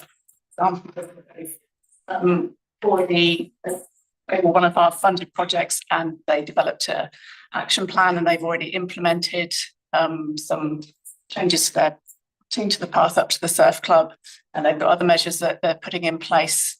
So they're actually doing adaptation on the ground, and that's actually protecting that the surf club and that resource for the community. So I think the beauty of them is that they are community-led and that they are specific to that community, and they're actually delivering the actions for those communities to help them respond to the impacts of climate change.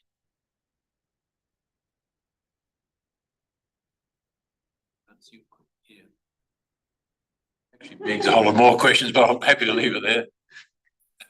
I think it's more of an awareness education program for those people on the ground, isn't it, Jane? To say, these are the things we can help you with. These are the results that we expect.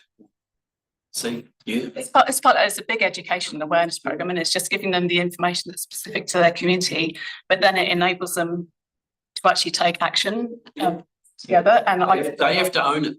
Yeah, absolutely. People of Rotomar and Rotoahu, they have to own what they're going to do in the future. Yeah. Right. Questions from Councillor Scott? One comment first, just about, I was interested to see that the EVs are being used as mobile generators. So that's a good idea. So that's quite neat to see. And I suppose the reverse can happen if for any reason there's no electricity availability, disaster of some sort, they can be used. Plug your car into the building. Yeah. That's just a comment. But my main question, I watched Paddy Gower Has Issues last night. Oh, and it was about insurance. I do it out of duty. But one of so this is in reference to the some of the river scheme. The point they made was in the last 3 years, insurance rates have increased, almost 50%. Yeah. We've worked hard to keep our rates down to 3% this year, and yet other parts of the landowners' economic situation is that's going through the roof. One of the points they made was the insurance companies have access to data about properties that the landowners don't have. Now, I know we've got a lot of data, and you have because of lease programs, How do we share that and is it easily available?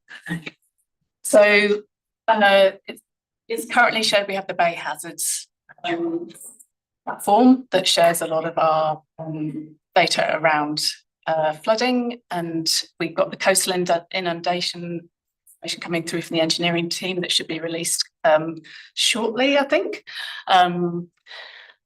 So we do have information on our website, but as they point out in Paddy Gower, that's not always easy to understand, and often different councils might have slightly different mapping overlays. The other aspect of that is that there's the new LIMS requirement coming in, where that type of information will be required to be included in the LIMS. So regional council is obliged to provide that information to the territorial authorities. So there'll be more visibility coming through on people's LIMS reports. And there's other work. Obviously, Minister Watts spoke on Paddy Gower, and the central government is very focused on making that data available. It kind of sounded in the programme that was the answer, that you made data available and then everyone fine, which is obviously not the case. But they apparently are committing to ensuring that the information that the insurance companies are using in order to identify what premiums to charge, that is then actually made available to the general population as well. I think the difficulty is going to be for the average consumer is to try and navigate that all the different types of information that are out there and actually understand what it means for them. And I know that the Natural Hazards Commission they've already got a portal that shows you where what claims have been made, and you can look at your address and figure out what claims have been made in the past in relation to natural hazard events. And they're also they're using Bay of Plenty as a pilot to bring some of the hazard risk information into that platform. So I guess at the moment there's lots of information out there and it's accessible through lots of different portals. I'm not saying that it's ideal because I've recognised that it's always easy to understand or access the relevant information. Availability doesn't equal accessibility. No, exactly, but it's a live conversation amongst local government for sure. Yeah. So will it likely be standardised, number one? Number two, it'll be in LIM reports, so people purchasing a property will have that availability. Number three, as if we're effective in the work we do, that risk profile as well, and so you up to date with that.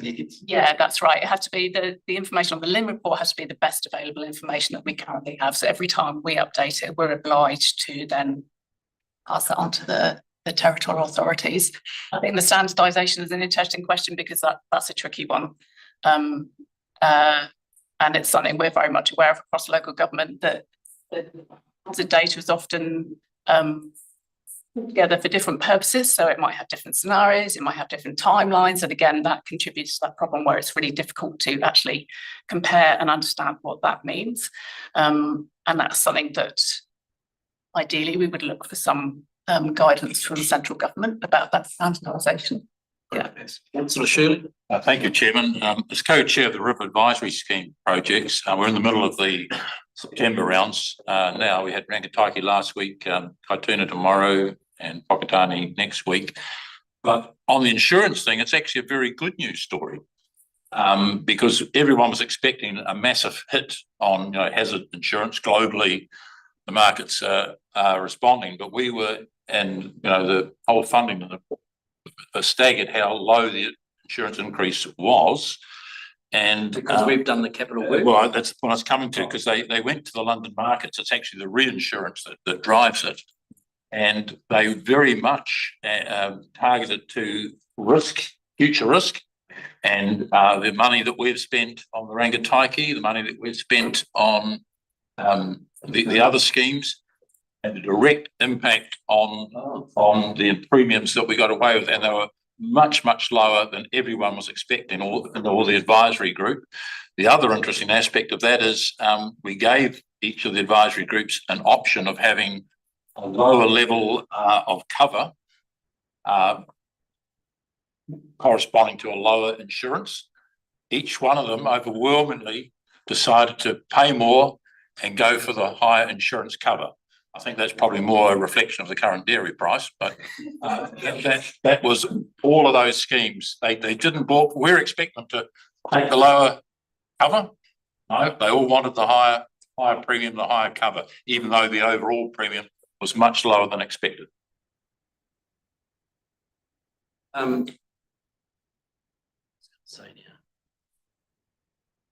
Thank you, councillor Shirley. Yeah, I mean, is that for our insurance premiums, regional council insurance Yeah, premiums, or is that for the landowner? No, we the schemes actually take the insurance, so Yeah. we administer the scheme. It's they substantially pay 80% of it. Yeah.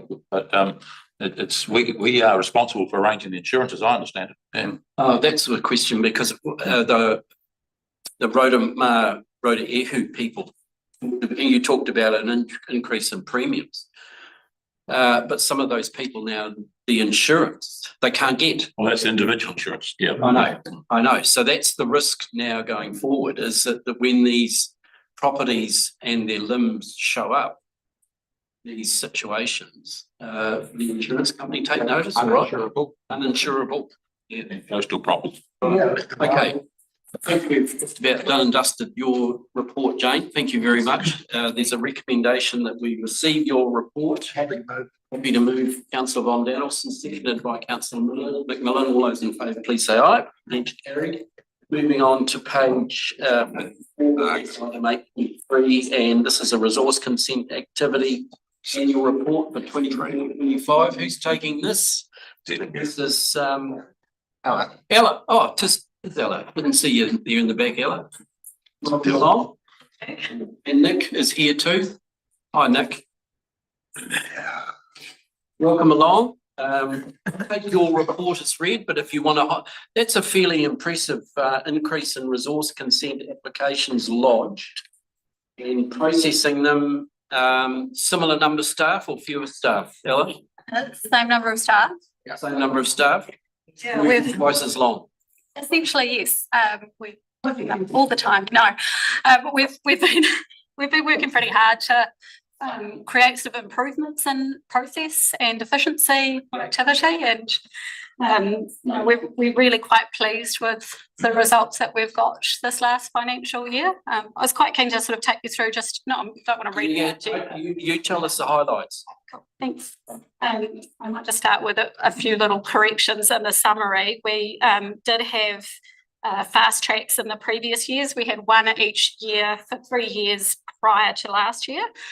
One of those was the courthouse, which we had a very, very limited role in. It really was very much an urban application, but it was a fast track. And then, of course, there was the Whakatane Harbour in 2022, and there was a retirement village at the Mount the year before last. Again, that was a little bit more simple for us, that retirement village, with the focus being really at the district level in terms of their consenting. And then we had the three in this financial year that's gone, which, as you know, is Tahiki, the geothermal, Somerset and Nongataha. We seem to be just improving in every metric we have, and so we're just really pleased with how things are going. We think that that's been a real team effort, and having the structure that we've got has been really instrumental in that, and that we've got team leaders like Nick that are really driving sort of productivity and efficiencies, and having dedicated principal advisors providing that technical lead to the team, which has been really important. Even quite thankful to Ruben for leaving it in the state that it was when he went to GM, so that we can just continue to make these types of improvements. We're also having this coordinators team that's dedicated to consents is just huge for us. It's really makes everything run so much smoother and more efficiently. It's really driving activity also. And the seniors this last year, and kind of for the last 2 years, I suppose, have really sort of stepped up in terms of responsibility and taking on more things. So we're just really quite happy with how everything's going. And of course, the themselves that have gone on board with what we've been driving lately. When you compare our timeframes and that sort of thing across the nation with other regional councils, it looks even more impressive that we're meeting timeframes 98% of the time, when only 50% of regional councils are managing to do so. Our customer, Other councils are at 50%, we're at 98%. Is that what you're saying? so 50% of councils are meeting that target. Oh, okay. Oh, statutory timeframe? Oh, yeah. Okay.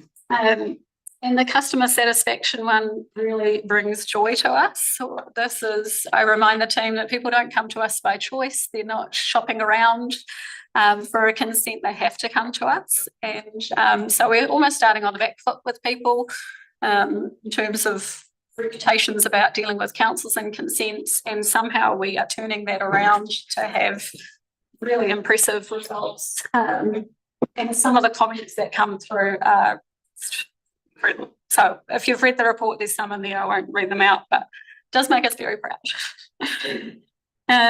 We're processing more consents in-house each year. We're finding we're making more strides in that direction, which is great in terms of our revenue. It flows through to our fees and charges, which helps help council in terms of a financial position. It also reduces our expenses generally. So we're finding that's quite good. It does seem to help with customer feedback too, where we find that our own team are providing quite a superior service option.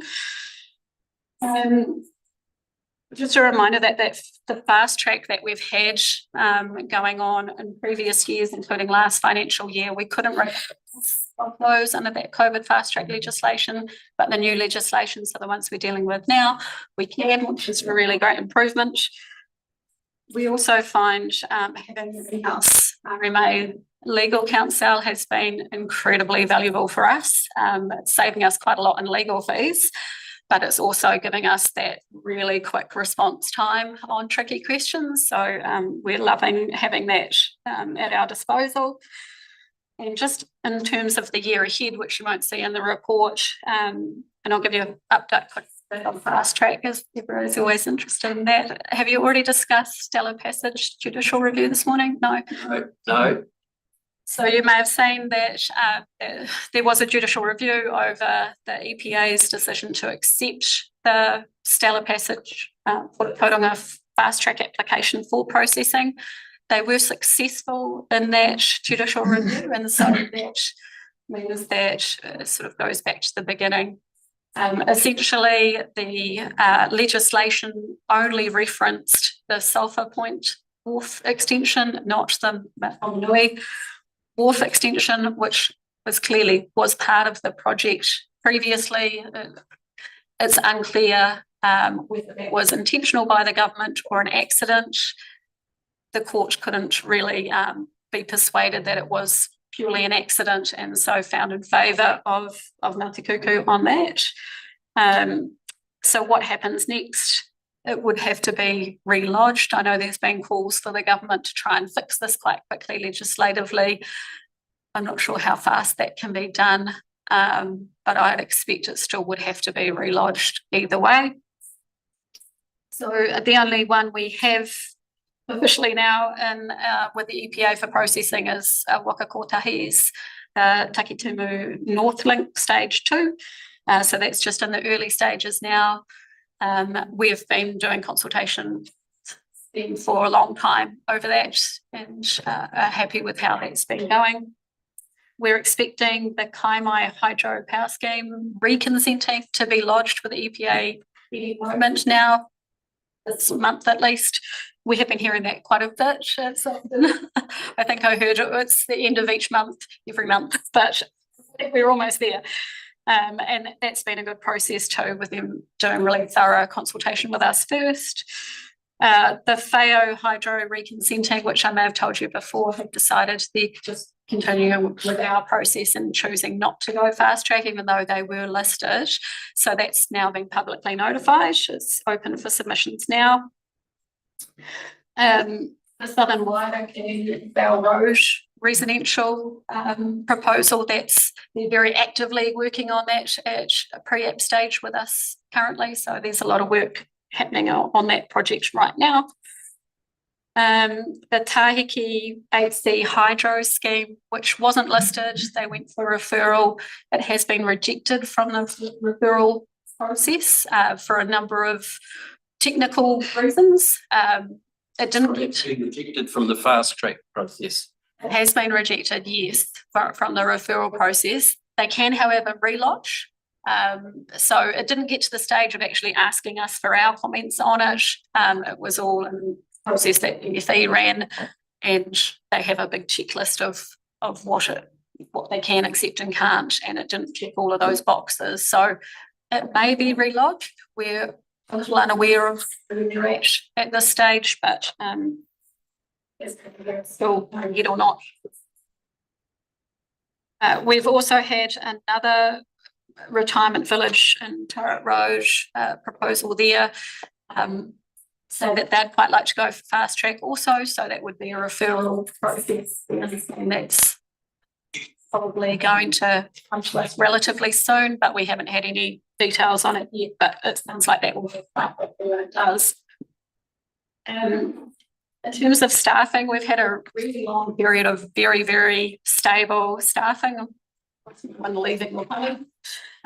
We've just had Paula Goldsby, who's principal advisor with us, go to be the consents manager at Western Bay of Plenty District Council. So we wish her well there, but it does create quite a big gap in our team. So we are recruiting for that now, and we'll see how that goes. We've got RMA amendments have just occurred, and of course we've got a lot more in front of us as well. What's been quite exciting about this last round is that the Consents Managers Group through Te Urukahika have organised a team of people across all the regional councils in that group to actually digest that legislative change and prepare and deliver training for all of our teams across the country, which is a massive improvement in terms of just capacity and efficiency, and quite excited about it. A lot of our seniors are well involved in that and part of that, so we're really keen to see how that goes, because we're all going to be dealing with those changes at a national level, so we're keen to try and collaborate as much as we can and those efficiencies, which is great. We've had quite a lot of, sorry, I'm taking a bit more time than I thought. No, that's all right. Good stuff. We've had a lot of work going on with our digital team on improvements for planning for our 2026 consents. Nick's been really involved in that. And it's quite exciting. We're expecting a fully online application form quite soon to be launched to make it really, really simple for what it takes that are replacement consents. For those pre-RMA, we're quite mindful that they haven't been through a consent process with us for 30 odd years. This is the Crown legislated ones that they're going to rolling over the term, or is it reapply? They've got to reapply Right. once. Yeah, so we're making that really, really simple, and Nick and a few others from the team are going around talking to iwi about that process and looking at ways that we could do that differently. So yeah, we've got in place a really good plan for how we're going to deal with that increase in those consent numbers. So we're quite happy that we're well prepared. We're going to just continue our focus on that sort of financial performance of the team and so proportionate consenting, making sure when we're paying attention to the details that matter and not the ones that don't. We've obviously got the RMA replacement coming soon, and we're well sort of engaged with that. The team's quite involved in some respects with that process. We've got a number of appeals on the go at the moment. The Rotorua Lakes Council appeal on their stormwater consent. Although we resolved that between ourselves, the court didn't really accept that, so they've asked us for more. So we're in that process of doing that, and it's great that we've got in-house legal counsel to run that process. We've got the Lauter appeal, which is going to mediation in October, I think it is. We've got a new appeal on the Te Puna Industrial consent, which is both Western Bay of Plenty District Council and our staff. And we're looking at ways with them to sort of collaborate and the resources where we can to share costs. And then we've got a waste management appeal, which is in the mediation stage. And we've got wastewater standards coming out sometime this year. I've been working directly with Taumata Arawai on those a little bit, to try and make them usable as much as we can. They are extending those municipal wastewater consents for 3 years. So we at least have a bedding in period to figure that out, how it's going to work. And that's probably the hardest. Thank you, Ella. Thank you, Nick. Are there any questions, councillor Shirley? And sorry, Chair Leader, you first. Thanks, Chair. Look, I think this is really good news. In terms of customer satisfaction, I know it's been an issue that Jane Nees has been on for years. Very pleasing to see this. I draw your attention to those comments on page 56 to 57. Really good. The other one that I think is worth mentioning is those comments regarding the sinks on page 61. It tells me that collectively regional councils are approaching this in a more how can I put it, a more permissive, well, not permissive, it's the wrong word probably, the more, here's how to do it as opposed to why you can't do it. So it's a more enabling approach, and I think that's really good. There's only one thing that I'd like to flag, and that is that, in feedback to me, a lot of the applicants have difficulty with those agencies at which you farm out some of the consent processes to. Essentially, some of those consultants in Auckland who wouldn't know hardly where the Bay of Plenty is. So I just think you hold them to account in terms of whatever they put in some of these conditions. Don't be afraid to push back against them. And this is a fee for service. You make a good job, we'll pay you, or the applicant will pay you. If you don't get paid. Yeah, we've really pulled back on use of consultants. And of course, unless it's been signed off by an independent commissioner, if there's a conflict of interest or it's going to a hearing, then we're signing them off. So we do have that quality control, but certainly we felt the same thing about some consultants to reduce that. I think that's probably why we've seen that increase in customer service and customer satisfaction as well. The more stuff that we keep in house, the control of it. So Shirley. Yeah, thank you, Chairman. Certainly a good news story, no doubt about that, because the message coming out from government is consenting is costing too much, taking too long.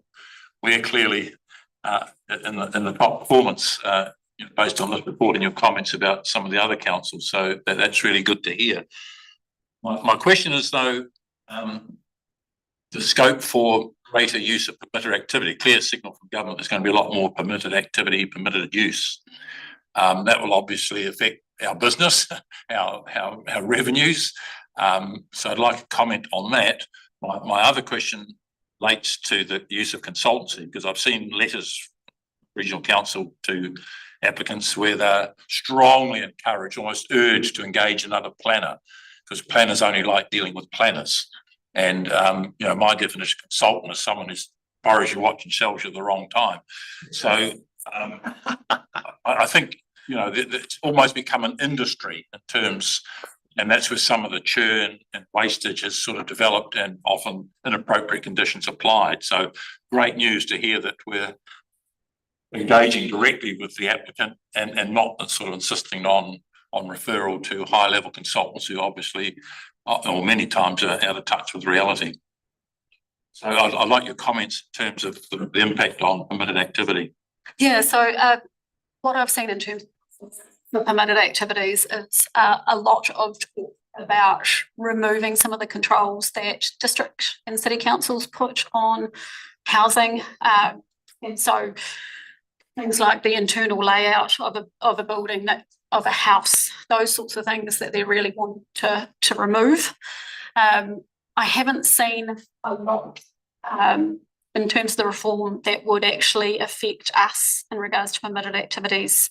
However, we were certainly trying to move in that direction anyway in terms of our own plans. So like the on-site effluent systems plan, our rules around that, some of those things we think could be permitted activities, and we were moving towards that.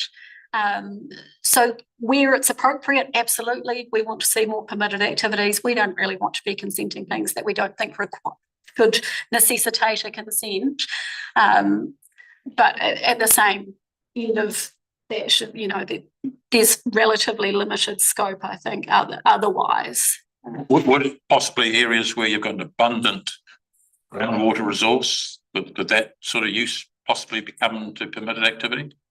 I think When the resource way outstrips the demand and use. yeah, in terms of water use, and that's something that has been talked about a little bit in terms of permitted activities, and there's a balancing act because we need to ensure that people are using water efficiently, and we need to allocate for it. So there's an argument to be made in each, and I think where that probably sits well is in the regions, because you know where the water resources are rather than at a national level. Councillor Neave. Thank you, great report, thanks. Just a couple of things, the Tahiki 8C consent, great to hear that it's not actually live at the moment, because through tomorrow consternation from the actual iwi and Hapu, but also the co-governance entity itself, and that they've been frustrated they haven't been engaged with. So really pleased to hear that. I just wonder whether we... So you're talking about the hydro or the geothermal? The hydro. The hydro, yeah. I think there's two things going on there. Geothermal is what Ella's talking about. Yeah, but the hydro is being turned down by the fast track. Yeah. So I just think we need to make somebody in the organisation needs to make sure that Tomorrow Kaituna knows it's been withdrawn, because I don't think the meeting on Friday they were aware of that. So it might be worth following up on. The two issues that I was going to ask about, one is we've got new science now. We've developed full consents. We scaled up our science and in preparation for our plan change. And of course, now we can't plan change. And I have heard staff say, well, we're working out how we can actually utilise that new science without the rules that we were going to bring in to support the application of it. So what's going to be your approach to pick up that new science? Yeah, so what we have in our regional plan at the moment around groundwater allocation is it just says that we allocate at a sustainable yield. It doesn't break anything into catchments or zones. It doesn't give us numbers on anything, and it doesn't tell us anything more about what sustainable yield means. So it's quite open to interpretation. So we are sort of using both sets of recommendations, I suppose, as an interpretation of what sustainable yield is. So yeah, we don't need a plan change to utilise that information, but it doesn't mean that it's not a full firm allocation limit, because it's not in the plan as such. Good. And then the other issue, I've had a couple of complaints about accuracy of EIAs, environmental impact assessments, where the person that's upset about the consent being lodged believes that the applicant has actually provided incomplete or inaccurate information, and that when they queried that, our staff said that it had been peer reviewed, and that we were confident with the information. But at the same time, the person that was contacting me was saying, well, it's absolutely wrong, because I know it's wrong. So who do we use to peer review those assessments? A variety of either in-house, depending on what the either in-house experts or consultants. If we're talking about Glen Island, so the primary issue there was around vibration, I understand. So we're responsible for noise and vibration when it's in the coastal marine area. When it's on land, it's not one of our functions, it's a district council function. And so that was for them to consider, and they did, I know that they did peer review that. They did get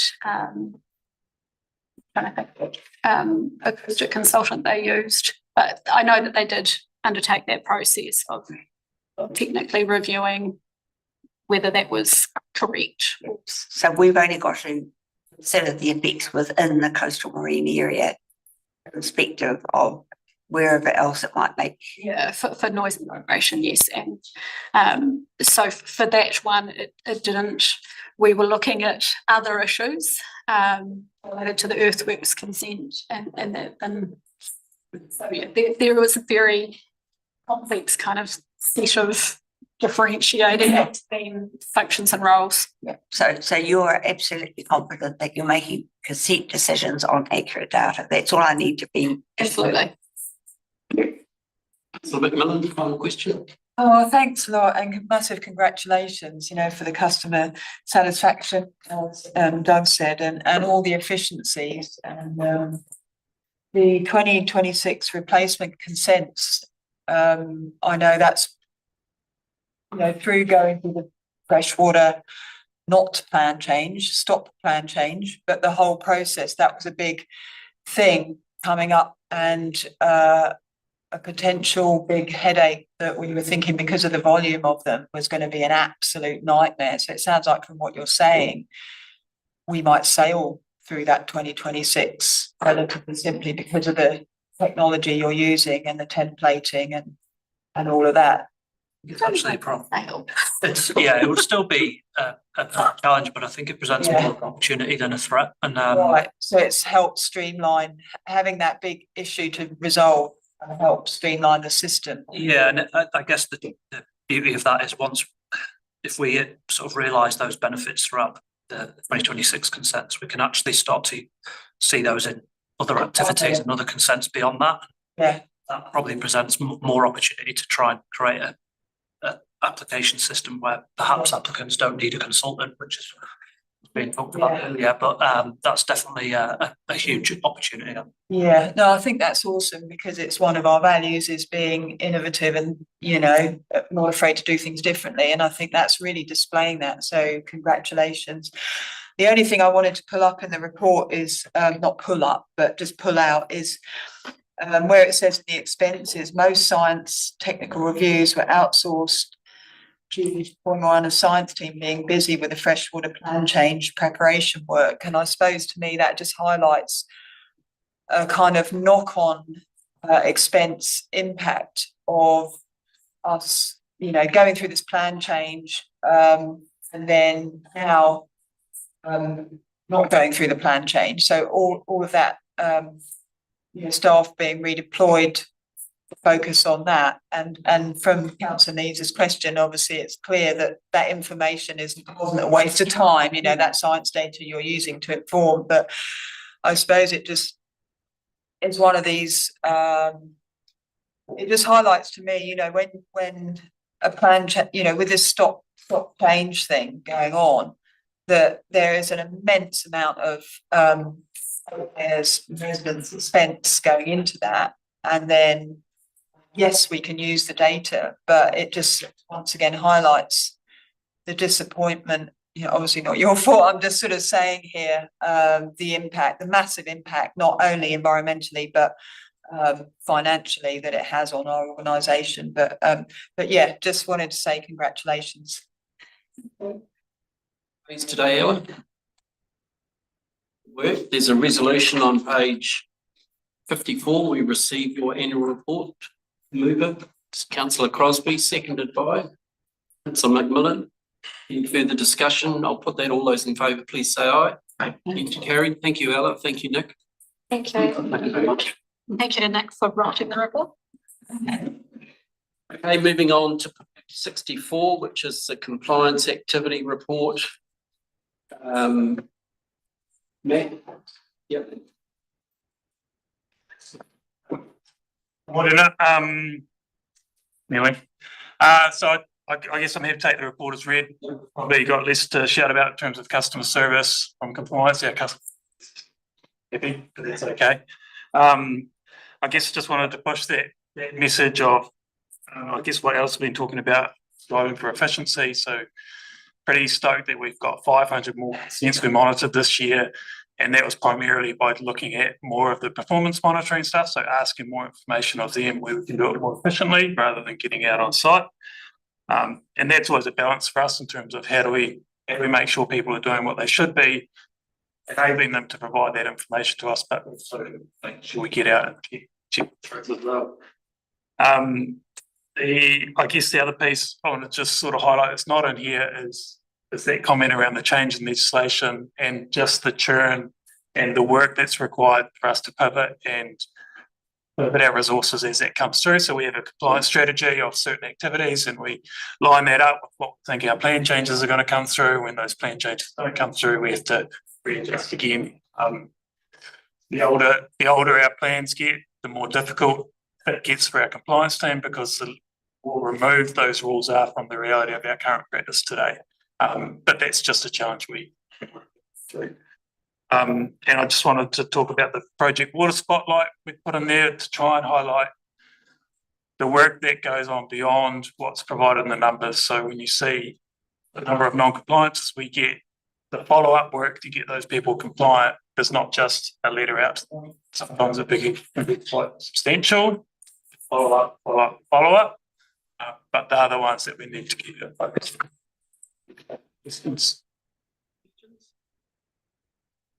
Lenise? Oh, thank you. I know this is a tough job, a tough gig. This is the rubber, very it's the road stuff. Thank you for your, the work that you do. On page 78, we note that there's unpaid fees and charges are over 200,000. What do we do to collect that? So we work very closely with our regulatory admin team and our finance team. So they provide us monthly reports as to what loans are outstanding. Because our compliance staff have really good relationships with most of these consent holders, we'll use that to leverage off, pay your bills, please pay your bills. We've actually been able to identify that for one large consent holder that went into receivership, we thought we weren't able to recover those costs, but through one of our compliance officers' contacts, we've been able to get into the receivership piece. So there's a big chunk of that which we hope to come back.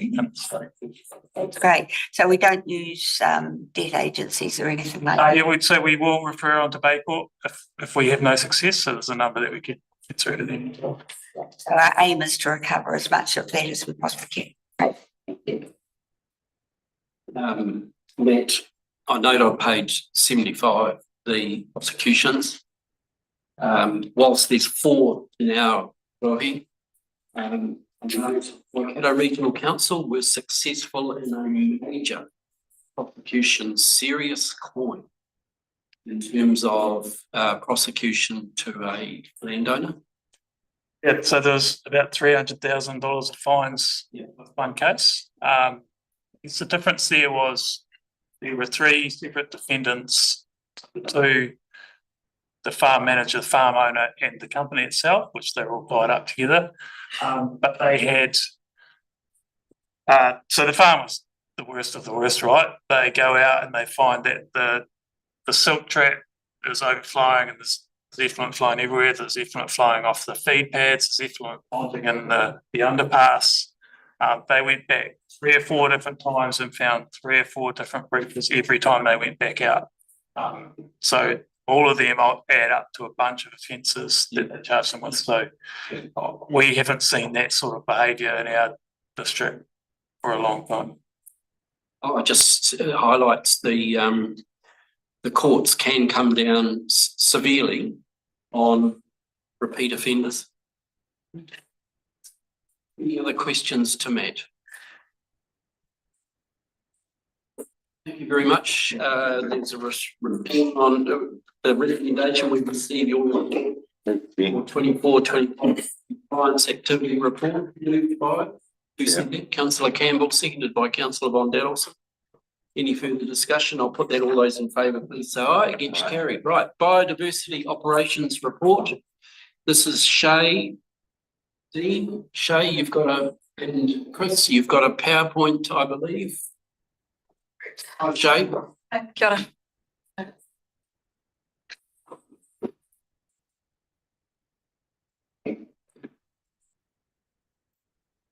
ora. I'm Shay Dean. I'm an environmental scientist sitting in the coastal catchments team. And I'm just here to give you a summary of how we've been going on our biodiversity program in the 24-25 financial year.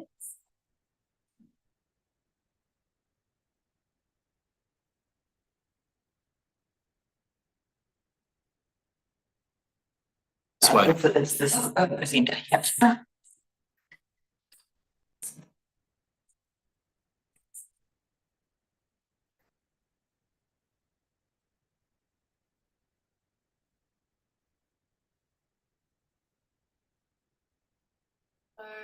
Our biodiversity program is focused on our priority biodiversity sites, of which there's 429 across the region. Our land management officers work with landowners and community groups to protect these priority biodiversity sites. In the 24-25 year, we initiated 3 new programs on priority sites. We also re-established or renewed 8 environmental programs on priority biodiversity sites as well. Our LTP KPI, which is to increase the percentage of sites that are under management by 1% each year. We've exceeded that for the last 5 years. Of the sites which are under management, 36% of those are rated as having good or excellent management, which is up from 2019-20 financial year. Sorry, there's actually an error there. It's actually 23% since 2019-20. Also covered in the report is a little update on our work to protect frost flat ecosystems.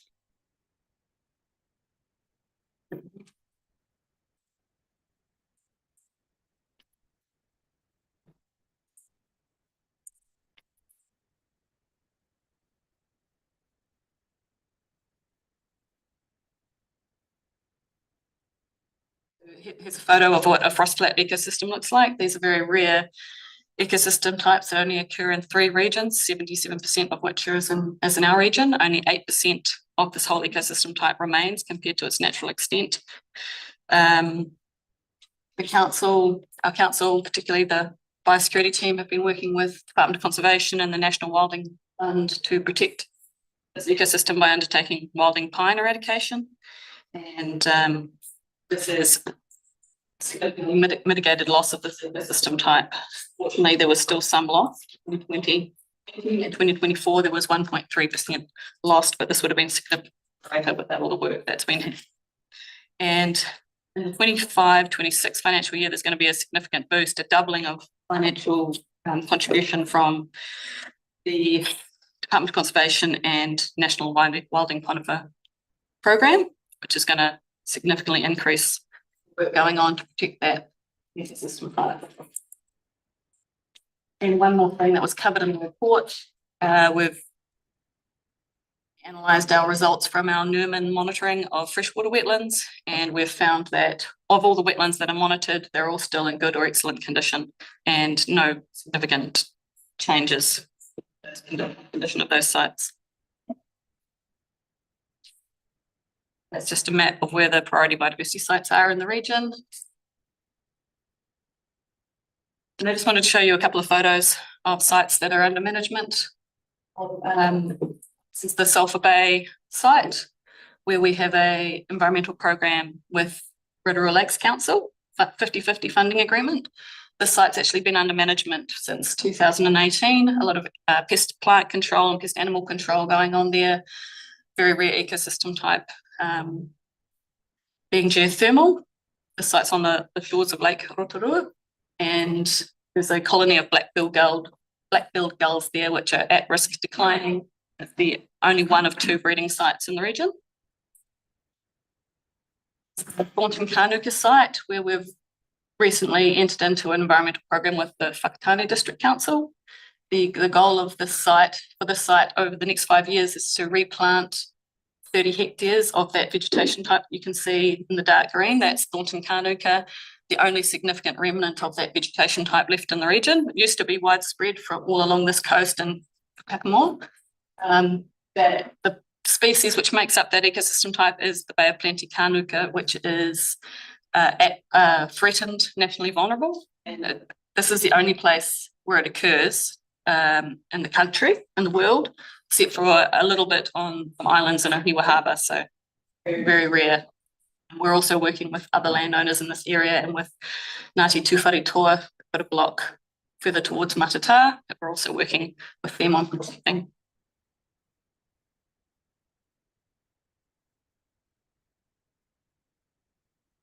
I just jump in there, Mr. Chair.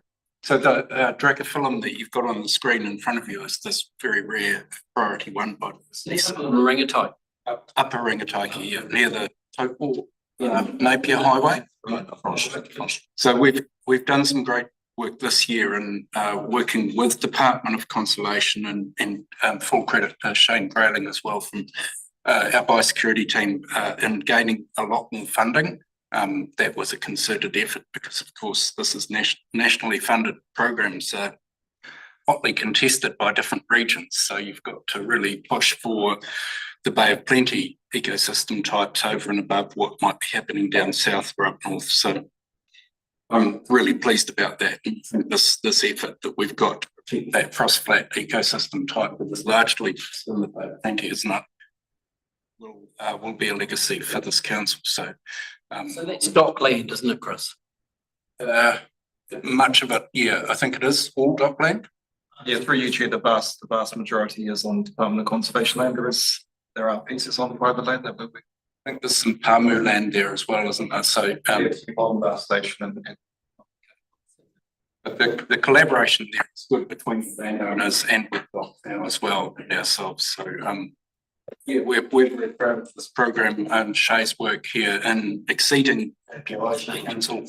And yeah, we're obviously launching into biodiversity strategy work as well, which we haven't reported on today, but this is the centerpiece of strategy we'll talk about. The end of your report, Shay? Yes. That's all the PowerPoint. Right, okay. Question, Councillor McMillan, Chair Leader. Oh, thank you, and great to hear that exceeding the KPI. I've got a couple of questions. So one is on the frost flats. So you're saying, Shay, that only 7% of frost flats remain. So presumably that 93% hasn't all been wildly pine. So would it have been cleared for farming at some point? Yeah. Yes. So is it hypothetically possible to recreate it, so regenerate it? So obviously you're doing the work to remove wilding pines to keep the 7% you've got, but can you actually retire land and turn it back to frost flat? Is that a possibility hypothetically? Very challenging. It's not very well understood yet. Department of Conservation are just about to launch into some research to try and better understand how feasible that is and techniques for undertaking that kind of restoration. Right. Yeah. Great. Thanks. And my other question was around the unique, and I didn't know that about the Kanuka and Thornton, how rare and endangered that is. But obviously, not only is it a great biodiversity project and site, but the climate resilience that it provides all along the strip is obviously really important too. So I'm just thinking in terms of our climate action, our community adaptation funding, and layering it with the biodiversity and the vulnerability of that unique species. Do those things, I know you did mention you're talking to landowners as well there, but do those things fit hand in glove all together so that we can really ramp that up along that coastline? In terms of our climate change team and the work they're doing, talking to our biodiversity team and yeah, and what's possible in terms of incentives, carrots, funding, retired land and all of that. Climate resilience. I don't think we've really turned our minds to Right. overlap between biodiversity and climate resilience at that location. Yeah. That's something we could take away and. Yeah. I can't think of anything right now. I know that we're doing studies on saline intrusion in that location. Yeah, yeah. And that may be a threat to. I'm not sure if that's the case or not, Shay, but I know that there's a threat to the Dragapilum flat ecosystem climate change as well, because costs are becoming it's common over time, wasn't it? Yeah.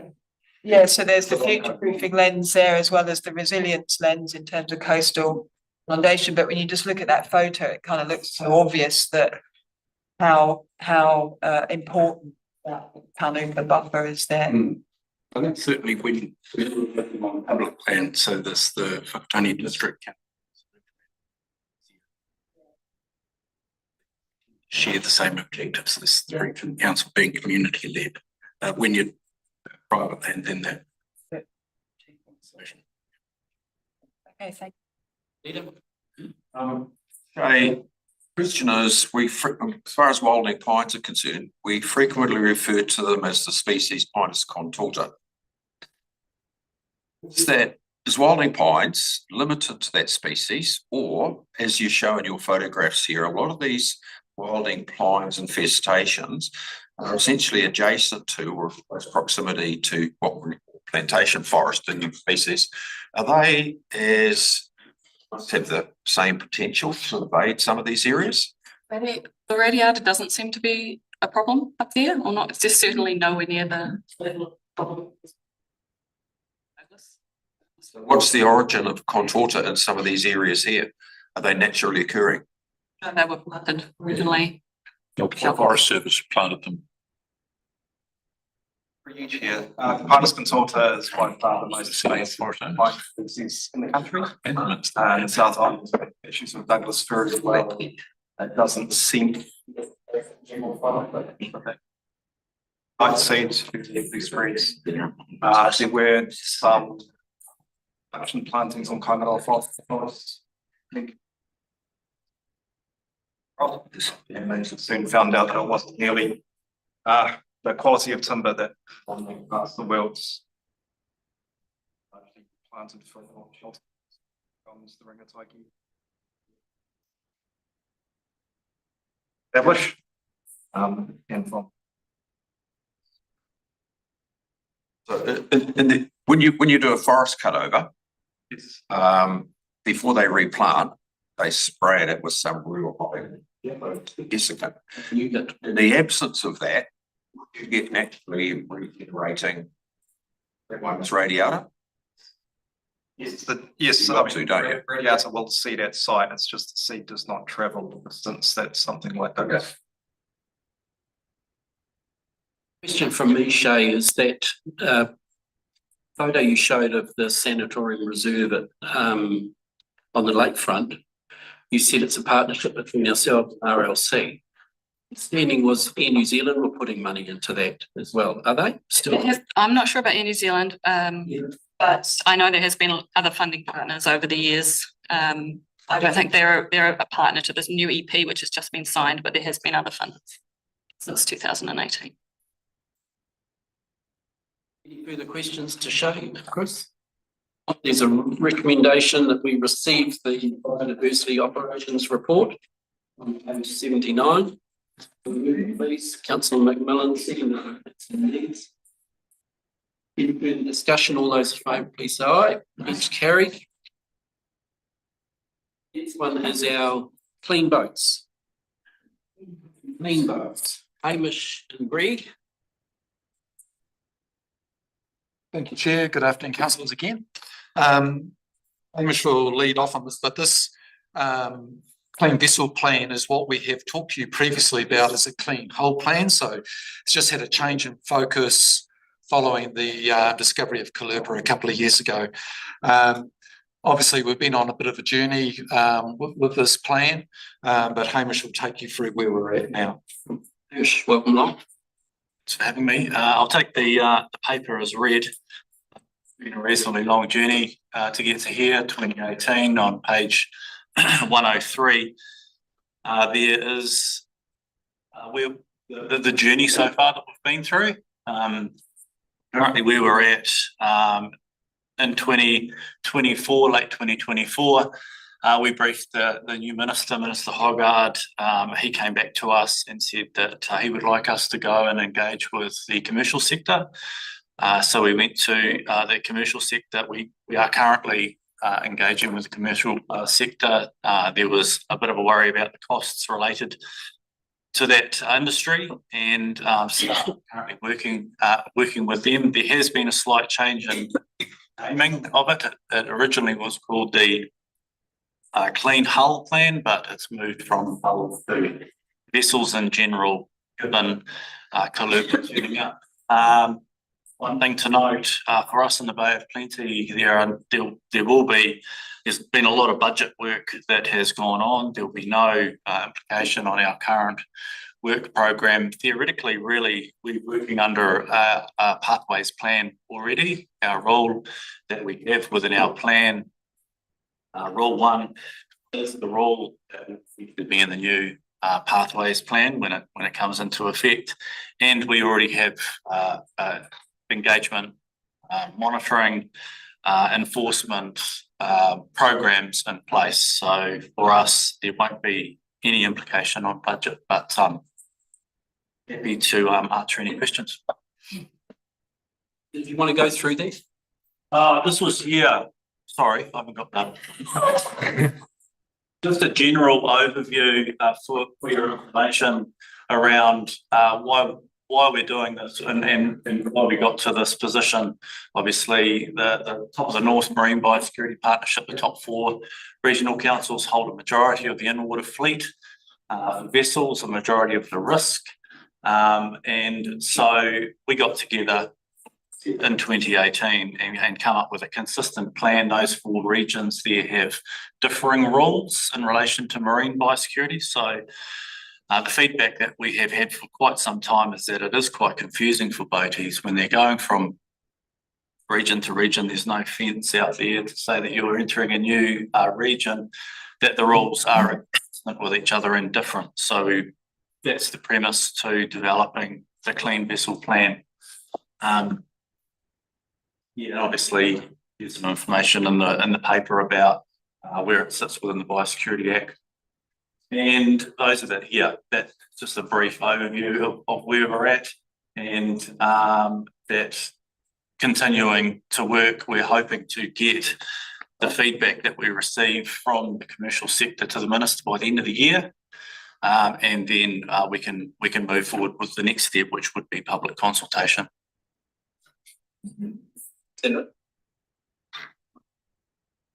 From me is you talk about page 100 council, and you said no extra cost to us and a levy is going to collect. And it's only just for commercial operators.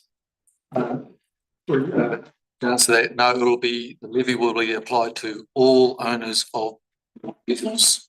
So this is in water vessels, so it's not towing trailer boat vessels. And at the moment, it sits on a marina. Yes. Yeah. Okay, right. Oh, this is bigger than Ben Hur then. Yeah, and so the current thinking at the moment is that the levy could be collected through mooring fees or and also the licensing that goes around through marinas. Yep. Right. Questions? Councillor Crosby. Yeah, thank you, and I appreciate the regional work and to focus on mainly, small domestic boats. So where does shipping come in this? Because there's been some criticism which I don't accept around the cruise industry in particular, being some New Zealand regulations. Is that part of this, or is that sitting somewhere else? Yeah. So international visitors or vessels coming to New Zealand are captured through the MPI managed craft risk management standard, which manages biofouling risks with those vessels. The rules within the proposed clean vessel plan are emulating that standard. So we're trying to, again, bring a bit of consistency there, but it won't change the approach for those international vessels coming to New Zealand. They will be still MPI's lead to manage the risks associated with them.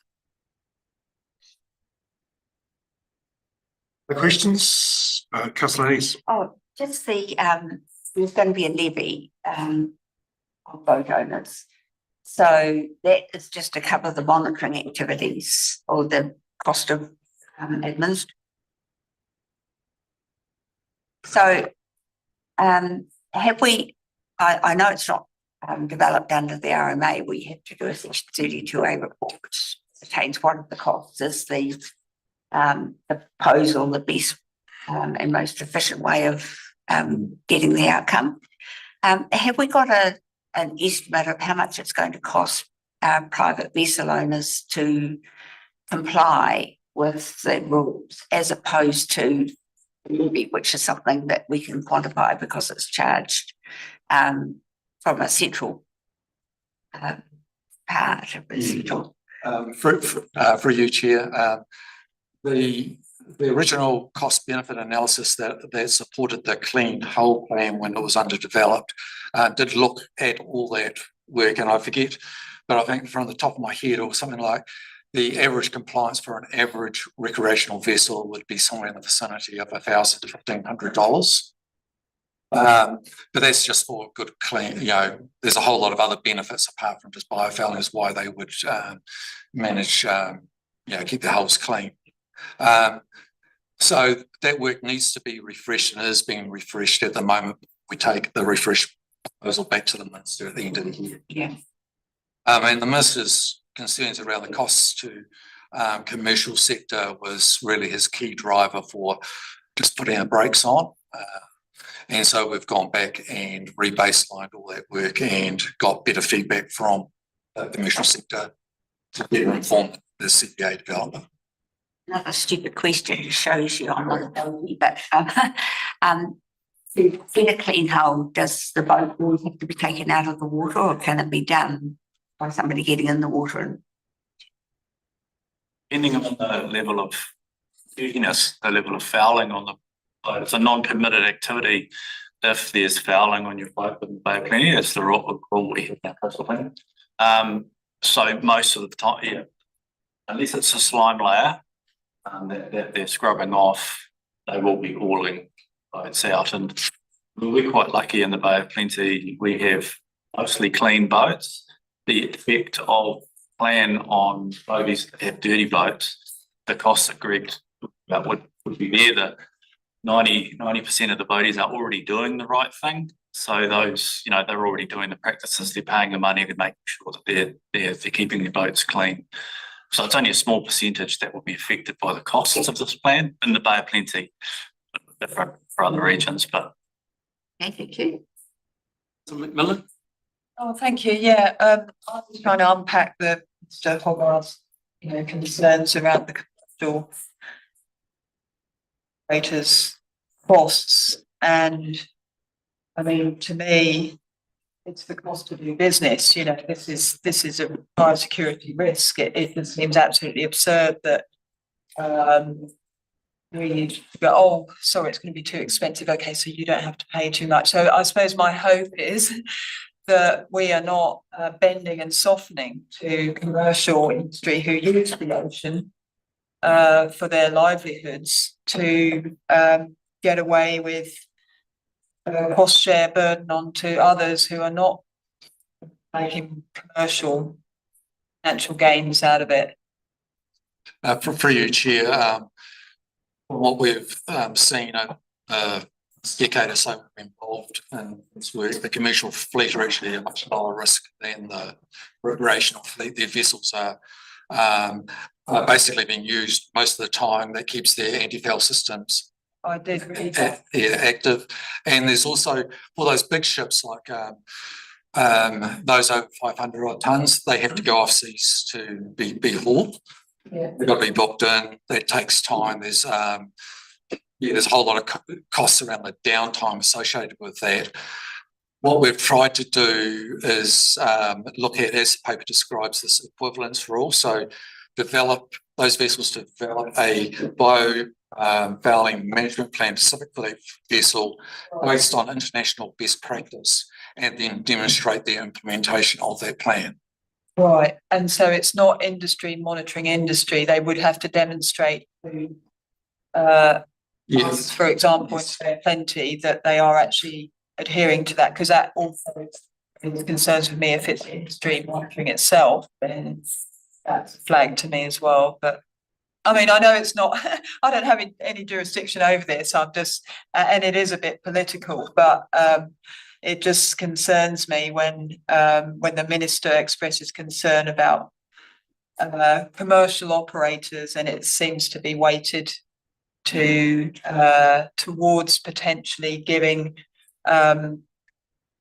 people doing business a freer ride, and I hope it's not. But I understand what you're saying, and that, yeah, because they're in regular use, they're less likely. But in that case, then cost is minimal if you're doing the right thing anyway. So yeah, but the cost for those commercial operators just to maintain a clean hull is some of those bigger ships is $500,000 a year type of thing. So it is a cost that we are talking They'll about. save that through fuel savings anyway. Exactly.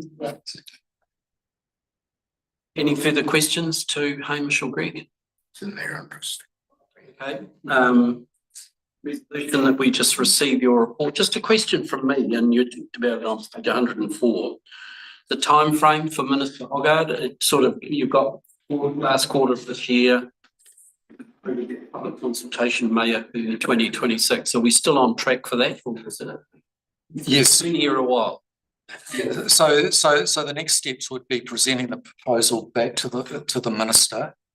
He then needs cabinet approval to publicly consult. So he then, it'll be in the cabinet process once we give it back to the minister.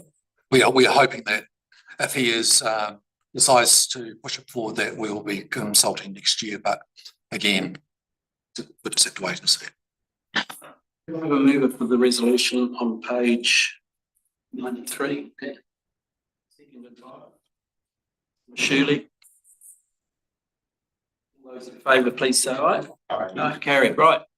Moving on to 105, which is the Regional Pest Management Annual Report for 24-25. This is a big read in terms of the annual report, but you've got a presentation there, so go. Yeah, so again, I'll hand over to Hamish just in a sec. Hamish has led or facilitated the development of the report this year. Obviously, there's a lot of input from the whole team to get to where we are. This report is a statutory requirement under the Biosecurity Act for us to present a summary of the annual works back to council. I'll hand over to Hamish just to take you through the key points of it. Thanks, Hamish. And before I start, I'd just like to acknowledge Jan Shanahan, who's our GIS whiz, who obviously a lot of work involved with the mapping side of things, data, and Melissa Williams, our comms manager. Fantastic job there, as well as Kyla Saunders, who pretty much made it look pretty. So thank you to them. So brief overview of 24-25, 92% of our programs are on track. So that's above our long-term plan KPI of 85. So that's great. Landowner compliance with RPMP rules has stayed consistent with previous years.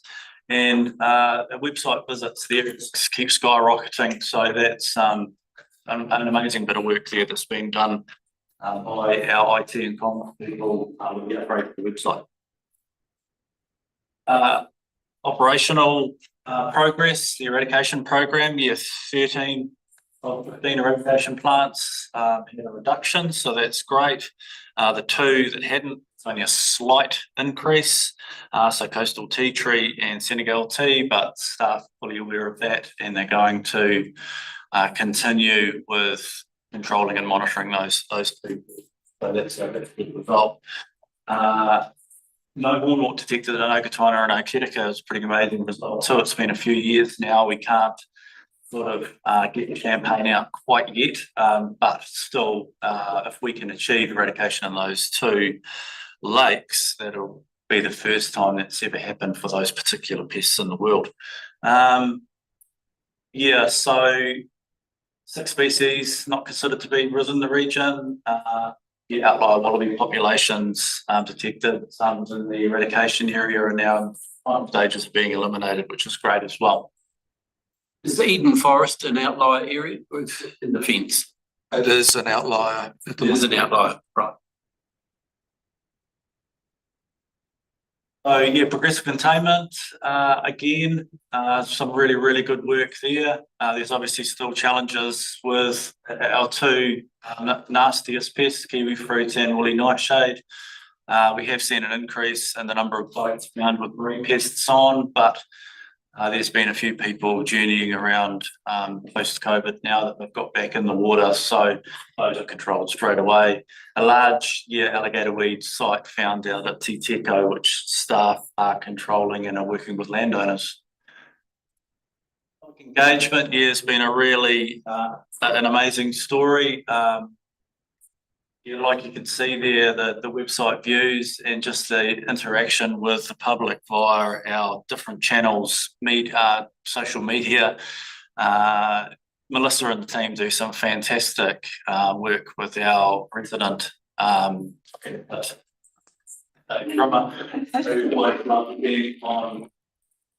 on the Weedy Wednesday update. So that's been a fantastic story just to get the message out there and pass through to the community what we do. I think it's really important to show the community what we do. And biosecurity. Collaboration and partnership is again one of our strongest areas. We work obviously with a lot of different agencies. One new one that we're currently working with is Ngāti Rangatihi and Matata Lagoon in response to pest fish that turned up in their perch. So that's been a really good story working with Doc and staff. Waka and Steph been working with Ngāti Rangatihi and Doc to develop an incursion response plan for the lagoon there, and working with the local school and all the new generation, which has been a fantastic piece of work. And obviously we've still worked very closely with all the other agencies that are on that list as well. So at a time, because I know I'm in between having some lunch, but I'm happy to answer questions relating to the. It's their core business, you can't defer or delay or shortcut this process, Hamish. So are there any questions on the annual report? It's comprehensive. It's a document that needs to take time to read and to be referenced back towards. This does not sit on the shelf in terms of we've done our job today and let it go. But this is for future councils. Councillor Scott. Thank you for that. Brilliant. I mean, very easy and readable, and you can sort of go to the nub straight away, which is really exciting. Be able to read something and say, I get it. I do have a question, which is some of our targets we've achieved and some we haven't. When I'm looking, say for us at the which one is it? That page 114. We're looking for the number of programs on track, and our goal is 85%, but in the past we've reached 96%. And there's a few other bits and pieces. It's a general question, which is when do we reassess that we can stretch ourselves a bit more? So we do look at it each obviously evaluate each program each year to make a call on those about whether they're on track or not. The long-term plan KPI is obviously set through the long-term plan cycle. 85% when we set them, we felt was quite a strong target to set, because when you set yourself on these journeys of dealing with pests, obviously you're dealing with ecology, you're dealing with quite a few unknowns in the space. So at the time we thought it was a reasonably challenging KPI. Obviously, through the next training, we'll be coming out with a new long-term plan, and we'll have a good look at that again. We'll certainly be in a stronger position this far into our 10-year plan that we'll be able to be starting to make some really good calls on what we are, really focusing on being able to achieve, and those things that might not. And if you read through there, you'll see that there's a couple of programs where, Asian paddle crabs, we're just seeing that going the wrong way at the moment, and the discovery of rudd in Matakata Lagoon, obviously really problematic, trying to remove pest fish out of a water body, and we don't believe we'll be able to remove that population with the current technologies that we have within the time frame we've got. Yeah, and I don't want to take away from the fact that well outperform some of those things. So there is a rebalancing of, and that's going to be a rebalancing of resources, I imagine. I just want to echo the thanks. It's a very effective, easy read. The question that I've got is around golden clam. We still haven't got any evidence of any here. Seem to recall that there's been a new process identified for boats that have ballast to clean the tanks, etc. Is that being proven to be workable, and are we going to be communicating that through to all of the boaties in the Bay of Plenty? Yeah, so Hamish might be able to add a little bit more detail, but is it the Institute of Earth Sciences now? NIWA, they have been looking at heat treatments for the ballast components within boats, and they believe they've come up with a mechanism for doing that. I'm not sure about the practical application of that technology just yet. Have you got any?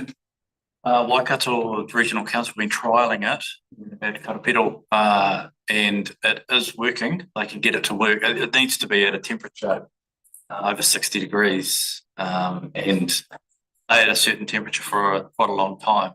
And so they've been trialling it out with a couple of boats, and they've got a station set up at Karapiro to do that.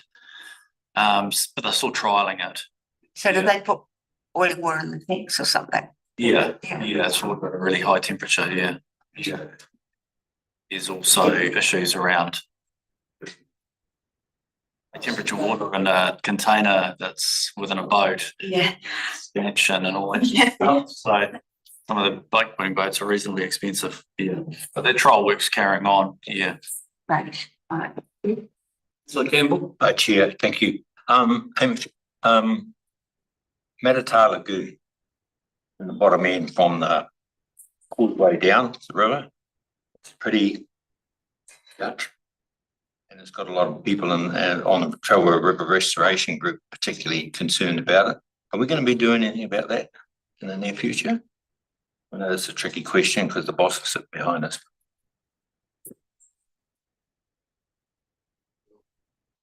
All I can say is that our focus at the moment, we're implementing the regional pest management plan. There are two really nasty pests there, and Secretaria are weed. Those are our focuses there at the moment. Okay, right, thank you. Okay, the resolution on page 105, we received the management plan annual report for 24-25. Move as Councillor Neves, seconded by Councillor Scott. I'll put that resolution. All those in favour, please say aye. Right, thank you, councillors. Final chapter for today is Karen and Stephen. This is on page 191. Karen, did you want to speak to your report? Yes, please. Kia ora, councillors, and thank you for reading the report. Since we prepared this report, we've had the time to do a little bit more analysis. So I thought I'd share with you just a couple of highlights that you may be interested in. So leadership effectiveness was our highest rating category across all of the categories that we asked questions on, and particularly in the areas of modelling values, collaboration, adaptability, well-being, support. In that leadership space, were all incredibly strong. So we're really, really proud of those. Cultural inclusivity and fairness were really strong, with staff feeling respected and valued, and the scores coming through really high on there as well.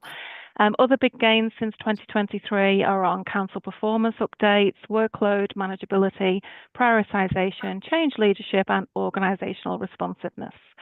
So across the board, the results are really, really strong, and we were really, really pleased with them. We got a presentation last week as a leadership team. As always, you always look to where you want to focus your attention and make any improvements, of course. And the areas coming through in that respect are areas that we were already aware of. So, for example, career development and career planning. Under Rotangata Rupukenga, we've got our Future Ready Ways of Working work stream, and that's really about supporting staff to have the skills that they need now and into the future. Digital skills in particular were a key area of feedback for staff, and that comfort with AI. We expected those results, particularly around AI, to be a bit lower as we kind of really go on our journey and find our feet with a responsible way of moving forward with AI enablement within the organisation. So they're really the two areas of key focus at an organisational level. And then, of course, each team, each manager will review the results at a team level as well, and they will have their team plans in any areas that they want to improve on as well. So they're just a few highlights from me. I'll hand over to Steve as well, in case Steve wants to talk to any of his report as well. Steve. Yes, through you, Chair. Yeah, happy to take the report as read and take any questions on the report. Likewise. Yeah, thank you, Steve. Aaron, I think Ron's got a question on incidents, 195 down the bottom. I certainly do, yeah. So page 195, there's the mention about incidents and in particular related to inattention of drivers. Now that we've been alerted to that, it's an imperative on us as elected members to do something about it. So I'm interested in what was the commonalities? Is there something, what is it that we've gotten trained to make sure that that's less likely to happen? Yeah, through you, Chair. So it was a range of incidents, and so there wasn't really any commonality. The main ones were things like someone opened a door and hit another car. There was an incident where someone drove through long grass and hit a log that did a bit of damage to the undercarriage of a vehicle. There was another incident where someone got stuck in the mud because they hadn't checked the surroundings and they drove into some soft ground. So what we do, we investigate all those incidents. If there was commonalities or particular teams, then we work with those teams to put some additional practices in place. All the information also goes through to all the reps so they can remind their teams to be a bit more attentive in those types of environments. And if there was some commonality in terms of a particular team or a particular individual, then additional measures would happen in that team or with that individual in terms of ensuring that those types of events don't happen. So they were all pretty minor in terms of the events, but yeah, they were due to those types of incidents. So the inattention is actually it's been more damage to things than to people. Is that what you're saying? Yeah, correct. Yeah. So the all those incidents were vehicle damage. There was no damage to people. If there was damage to people, that'd be included in the injury stats. But these were vehicle damage. And one other question, which is a year ago, our staff turnover was 9% or 9.5%, and I think Karen, you described that as acceptable, which I agree is acceptable. We're down to 6% now, and it's described as stable.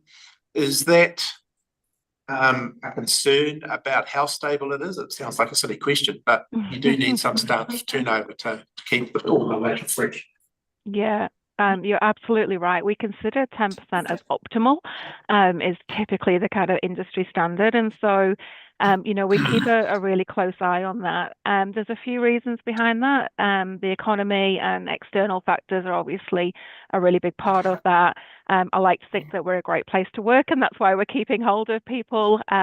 We're also mobilizing people internally a lot more efficiently, given some of the work we're doing as well. So I think we're seeing the reason that 10% is optimal is because you want fresh thinking in roles and fresh blood, as it were, coming in and giving fresh thinking, and you want opportunities for people to move. Because we're doing more of that internally, we still get the benefits of that, but without necessarily the turnover of people moving externally and coming into the organization. So sorry, did you have a follow-up question? No, you've answered the question. It's about that fresh thinking, that refreshment. Make sure we don't get. Yeah. So I'm not concerned at this stage, but I am keeping an eye on it. Councillor Shirley, Thurston and Needs. Thank you, Steve and Karen. Referring to that table on page 195, that's 3.12 other lead indicators. I noticed under the drug and alcohol testing, 0 in April, 18 in May, and 1 in June. Is that the number of random tests taken, or was that the number of incidences that were detected? No, so that would have been the number of tests taken. So we only did the random testing in May. The other way where we do testing is for new staff that are coming in safe city sensitive positions. We'll do a drug test as part of that recruitment process. And as Karen mentioned, there's been a drop in turnover, so there hasn't been as many of those required over the past few months. But yeah, no, it's not incidents. It's purely the tests that have been done as part of our program. I'm glad it's not incidents, because of that 18 in May, you must have had a staff party or something. I don't know. Management. Councillor Thurston, you. Thank you, Chairman. Karen, look, I fully appreciate if you want me to refer this question to the CEO, and I won't at all be offended if you say you're not in a position to answer it, but with comments made by Minister Jones and the Prime Minister that the sun could be setting on regional councils, what impact does that have on staff morale in terms of career development, career planning, and the potential for what we call in the sector drift? Yeah. But I'm more than happy if you want me to refer that question to the CEO. Yeah, so I'm happy to answer, because this is something that we think about regularly as a leadership team, and I'm sure that you could ask the CEO as well.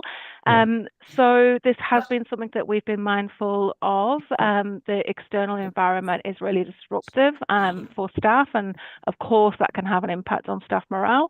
The approach that we've taken as a leadership team is to have really open communications, and in fact, through the Ask a Team survey, there were countless comments around the appreciation of the transparency and the openness of the leadership team and the management within the organisation on this topic.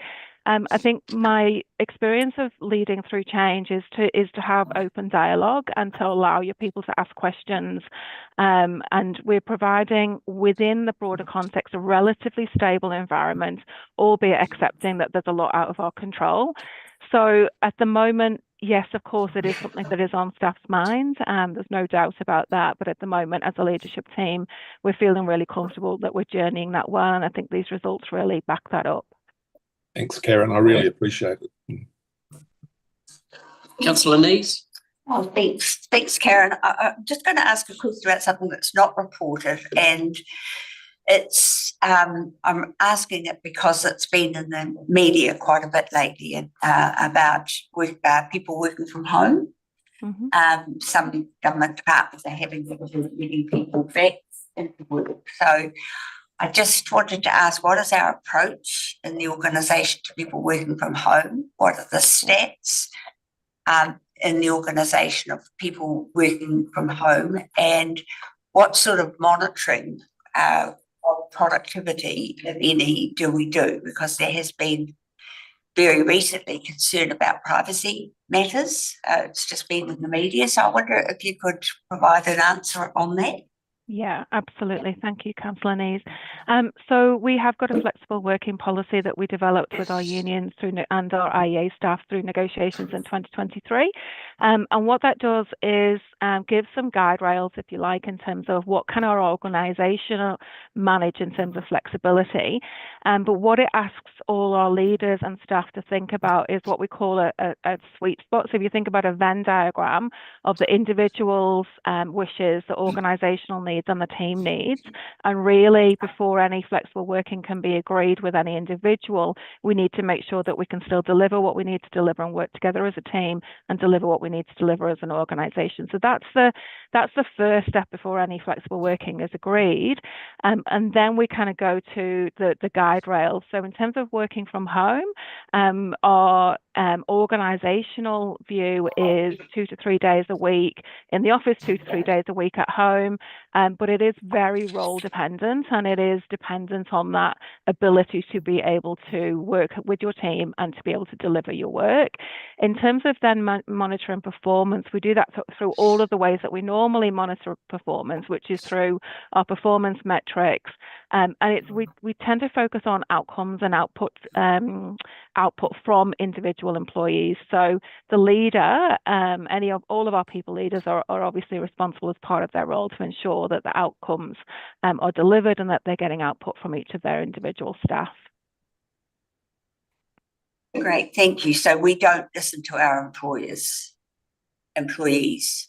as has been reported that microphones are Sorry, turned the on. question is we don't listen We to. don't listen into our employees. Oh, listen in? Yes, that's it's been reported recently, that some organisations turn on microphones and people are afraid of talking. Yeah, okay. No, we absolutely don't do that. Great. Thank you. Yeah. Okay, any further questions to Karen and Stephen? If not, there's a resolution on page 191. We received the report, Capability, Health and Safety report. Moved by Ron Scott, seconded by Mr. Moana. All those in favour, please say aye. Aye. Carried. Karen, thank you, Stephen. I could say. Right, that's the end of the meeting. Is anything else? No, you're gone. I'd just like to thank you, Mr. Chair, for a very interesting 3 years. You and the chair, we've actually had some really fabulous presentations and control of the issues. So thank you so much. Well, thank you for your input. Thank you for your confidence in me. Can I thank Amanda? Because she's the one who keeps record of what you say and do. And it's highlighted. I actually thank the governance staff completely, because I think our minutes are always well recorded. Can I thank Ruben, Chris and Namuta for your guidance, your professionalism in these meetings. And we are looking back. We're holding the mirror up to this organisation in terms of this committee, in terms of what we say we're supposed to be doing. And I think we do it really well in this committee by holding the organisation to account. You know, when you see what Ella's doing and the other teams in consents monitoring and enforcement, that's hard stuff to do on the road. That's the hard yards that our staff have to do. In issuing abatement notices and then taking it to court proceedings. I mean, those are big calls for this organisation. And I can't remember one, Ruben, where we've taken enforcement action. We're always well grounded. We take our people, take our consent holders to task. So thank you for the privilege. It's been a blast. And enjoy your election outcome. Because they are brutal, and I've done 10 of them. They are brutal. So wish you well, wish you all the best. I leave this organisation in good heart. I have no qualms. So thank you for your attendance, input. I know I've had to rack you up a couple of times because of poor attendance at the meetings, but hey, you know, that's what chairs do. But but it's been a blast. Thank you for the privilege. Message you. Messages. That's right. Oh my God. Yeah, all our reports. No.